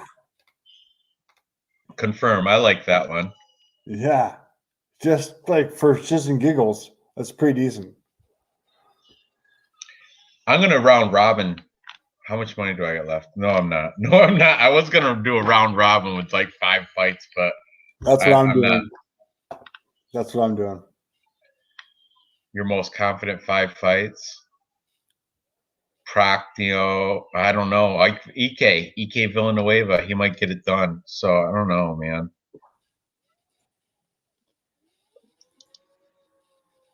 Shavkat Hossa Herbert. Let's see what. I don't like Hossa, so I'm not gonna even see what that is. I don't care. And you are so biased. Oh my god. What? You're so biased. How am I so biased? You've got your fucking Guitar Hero guy, and you're fucking like so to the bank. Dude, never not to the bank, but I think he's gonna beat Hossa. Never I'm not putting Hossa in any parlays. I'm telling you. Never let emotions into betting. I'm not. It's willpower. I told you. You'll see in Tapology. You'll see in Tapology when I beat you again. Oh. Where's Ray Remington? You want to go for an average there, bud? Huh? Overall average? I still got you. You got me last month. Oh yeah, I don't know. I haven't checked in a while. I've had a bad month. Raymond Remington, fucking out of the park, that motherfucker. Jesus Christ. Look at this simple man. Prazares, he's not gonna win. That's it. He's taking on Rachmanov. That's crazy. He's not gonna win. Valiev doesn't go the distance. I can see that. Yeah, I never see Prazares winning in any scenario that I have here. Ever. Yeah, I don't see that either. And I don't like the whole. I don't do the over under with like Vlad. I'll take a over 1.5 and that shit. I don't. If it's just, I don't ever do that shit. It's so I don't know. It's kind of coin flippy every time. But a lot of people do that. Clint loves the over-unders. He does a whole show about them. I still got money to throw at this shit, but I've put in my most I did a full card anyway. I always do. But I'm gonna throw in my big 3-fight, my low, or what's it called? The biggest underdog bet. For me, it's gonna be Jai Herbert because he's plus 200. Julia Stoliarenko plus 285. Love her. I love her for that amount.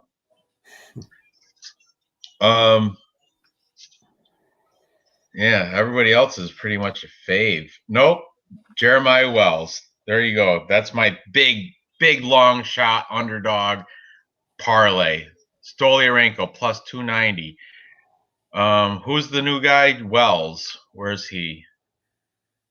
Plus 197. Gotta love that. And not the Prazaris. He's big plus money, but forget that. Who's my last one? I liked Justin. No, I do like Justin James, but Jai Herbert. Here it is, Jai Herbert. So parlay those 3 for $10, and let's see this fortune I'm gonna make after they win.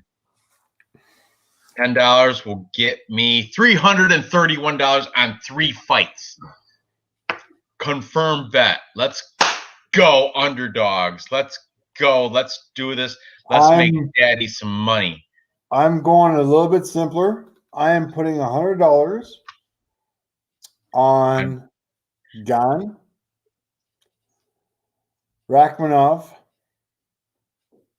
and Avia. How's that for a fucking pussy bet? What's that going to pay out? What's that pay out? $100 pays out 280. So $170. Good luck. I'm not, like I told you, I'm not in agreement with Raging Panda. She doesn't do it for me. I'm gonna, you know what? She's in a, like, her camp. That's on confidence. You were saying you're being on confidence, but the girl's been dancing around. She's been doing awkward hugs. You know where she fights out of? That even Luke couldn't even confirm, because she fights out of some no-name gym in Oklahoma, and then Luke was like, "Oh, she's been on Twitter or Instagram with James Krause from Glory MMA," but those never confirmed. So I don't. Who knows where she's out of? What are you showing me? Keep going. Keep going. Keep going.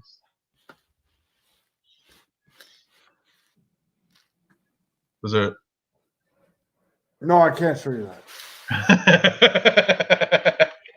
Who's fighting? You can talk to it. Talk me through it. Don't do that. Corrales versus Campbell, first round. Campbell's taken it to Corrales.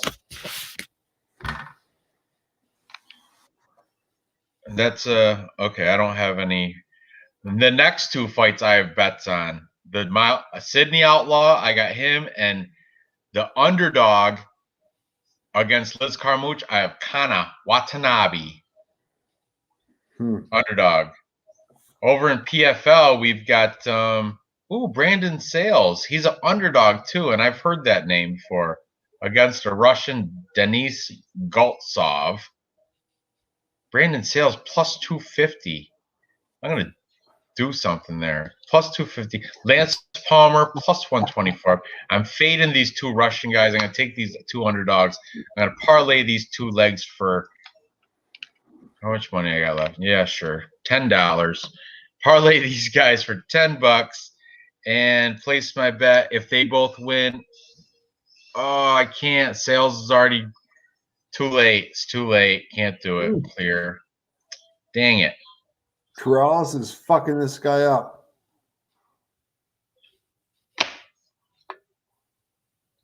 Oh, getting bloody. His nose is bleeding, and Corrales just has a nice jab. He just fucking do some pop, pop, pop, pop, pop, popping that jab, and then setting up the right hook. Campbell is doing the big, like he's got to set up that fucking right hook. He can't just fucking swing it. You gotta give me a couple jabs to the body. Now Corrales is taking Campbell down to the ground.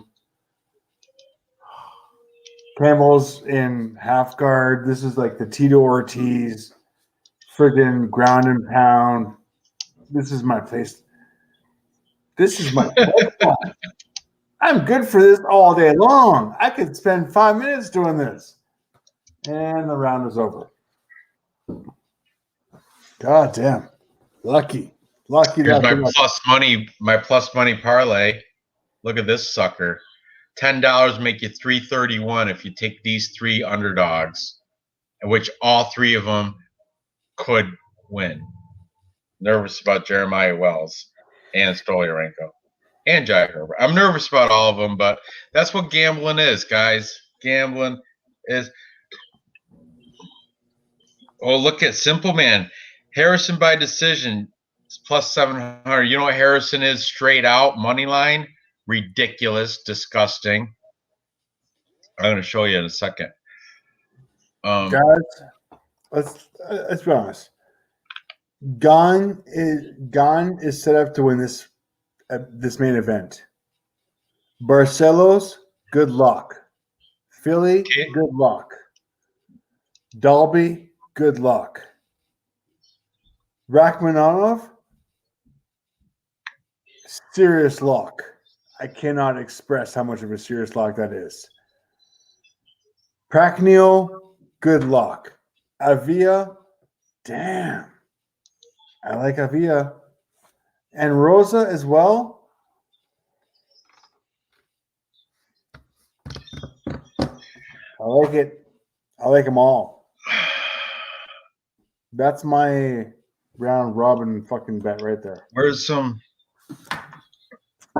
Simple Man? Is this a 3-round fight? Kayla Harris versus Cindy Dandois?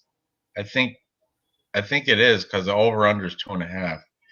I think I might be with you. Kayla Harrison by points plus 700. You're right, because she's the favorite. Money line is ridiculous. It's minus 2,800. So she's gonna win, but how? Yeah, it's a female fight. Straight bet. Yeah, I'm gonna plus 700. I can sprinkle on that. $5 win me 35. I'll take that bet. That's like a scratch off ticket. There you my go. My Vlad pick is over 1.5. What's that? My Vlad pick is over 1.5. What's that pay? Probably not a lot. Over 1.5. Let me see. Kayla Harris, or no, you just want over 1.5. I don't even think that's an option for this. Come on, no, it's not. It's not. I was fucking kidding. You can't even prop that on this. Those props don't fucking exist. All right. I think we can just about wrap this up. We've been over 3 hours on here. So we've got our 3-leg parlay. What was it? I have it right up here. Let me see. I have a couple of them. I'm gonna put it. Yeah, I've got a couple of them too. I'm gonna put our mutual, not our mutual 8-pick parlay, which I'm gonna win $500 on when that comes through. And you know what? I will give you a free T-shirt when that comes through. But our what is page unresponsive? No. Snap. Oh, snap. Let me open it back up again. I don't know. I forget what it was. We didn't open up to the chat for a chat parlay because I'm kind of interested in what the chat has to say. I'm interested in like we got time. Let's do it. I gotta pee though. Let's get the chat active. Get the chat active and see what kind of. You got a pen and paper. Start taking notes of what they want. I want P-Diz, I want your favorite lock. Just one. Just your best lock of the night. Without fucking smart ass comments. Your best lock of the night, P-Diz. What you got? Simple Man, same thing.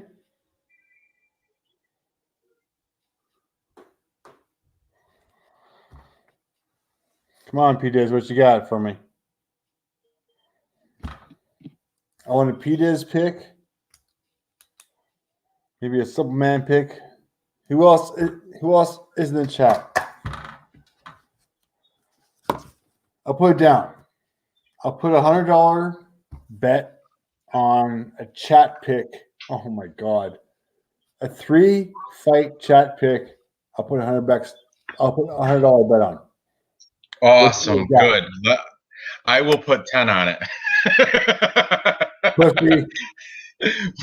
but let's do a chat pick. All right, people in the chat, put your most confident pick on the card up, and we're gonna do a 3-leg parlay with the chat. Okay, Simple Man, Valiev. We're both on Moicano, but it could happen.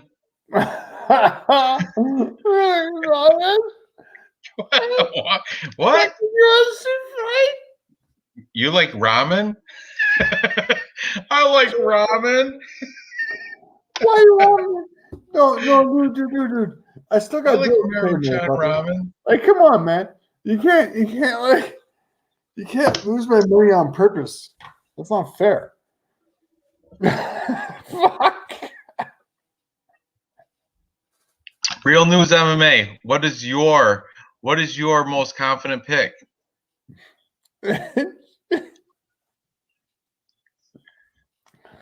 Oh my P-Diz, god. what's your most confident pick? We're trying to make a chat parlay. A 3-leg chat parlay. We already got a Simple Man says Valiev. I've committed $100 to the bet, and I will honestly, I will pass out whatever winnings. Oh look, to whoever. Oh, we can do a parlay with over unders. That's fair. No. You guys, you guys get $100. You guys get $100 of my money. I will put it in a bet, and whatever winnings, I will not take anything. I will split it between whoever the chat has. Don't stop, Dave. You're not gonna do that. You're not gonna split it with. You're not gonna. What, are they gonna direct message you and shit? Look, Matt from Parlay Punch has gone. We both like him. Right. Josh, who was on the show earlier tonight, has Barcelos. We both like him. Okay, I'm not taking Rosa because I like Justin Guitar Hero. So we're not. His is out. I suppose we could do Shavkat, but you know what? That's like plus 170 for those.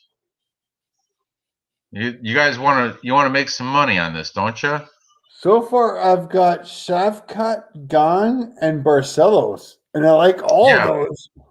Yeah, me too. But you know what? What's the you put up? All right, that's fine. Okay, what's it gonna play? Your $100 will pay you $170. So put it in. Let's see. Give me a second. Put it in. Stand by. Put it in. I think Shavkat is a lock, but I don't like. I think he's bringing down your value of your parlay. No, I don't care. All right. So all right. I know you don't care. You do those big ticket price bets. I do stupid things on numerous levels. Hanato Moicano for sure. I agree with Josh on that. So do you. We're both fading Valiev because he lost to that pothead. That pothead because Dave. I've got Shavkat. I've got Gone, which I mean he's gonna win. Let's be honest, he's gonna win. He's gonna fucking take care of Volkov. It's gonna be a decision. It's gonna be ugly. Crowd's gonna boo. I don't care. I'm glad you're confident with that. Moicano. Moicano? I don't like Moicano. Who else was in the parlay? No. What the fuck did we do? It was Barcelos. Ione Barcelos. I'm on Jack Herbert against Moicano. Your thing, I'm going to put yours in right now. It's going to be stupid. It's not even going to make any money.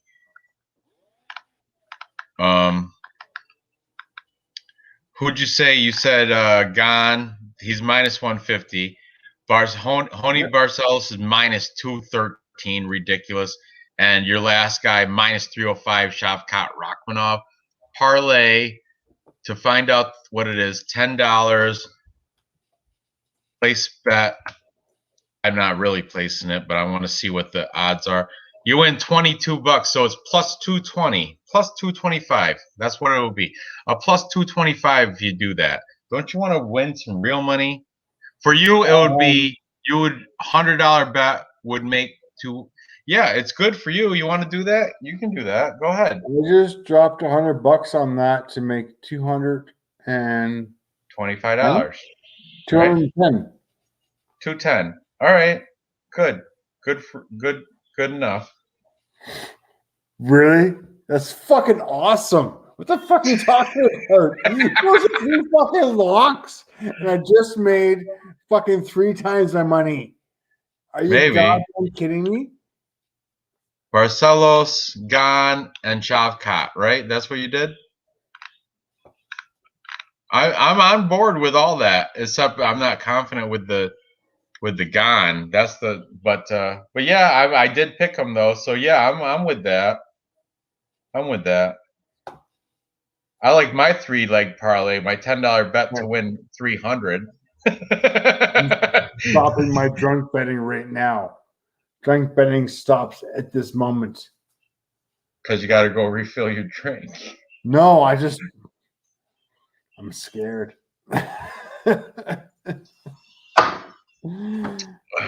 Fucking drunken $100 bets are fucking scary when you whatever. Anyways, oh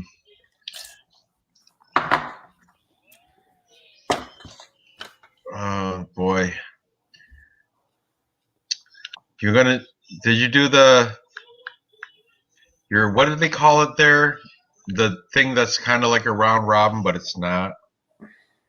Oh, I did Lucky 15. Lucky 15. Yeah. Different. Lucky, there's not even 15 fights. How are you going to do that?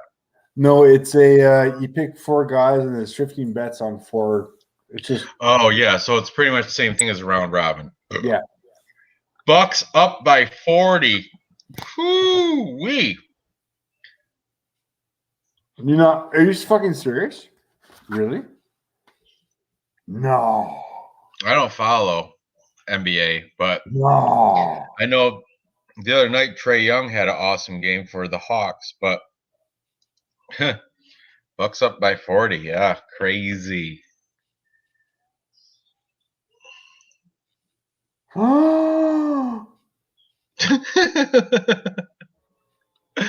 What? Bucks up by 40. Holy smokes. That's crazy. Is this like a NBA playoff game?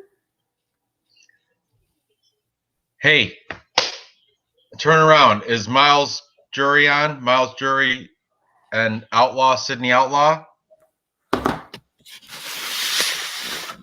What? Or it's not yet. When it gets on, you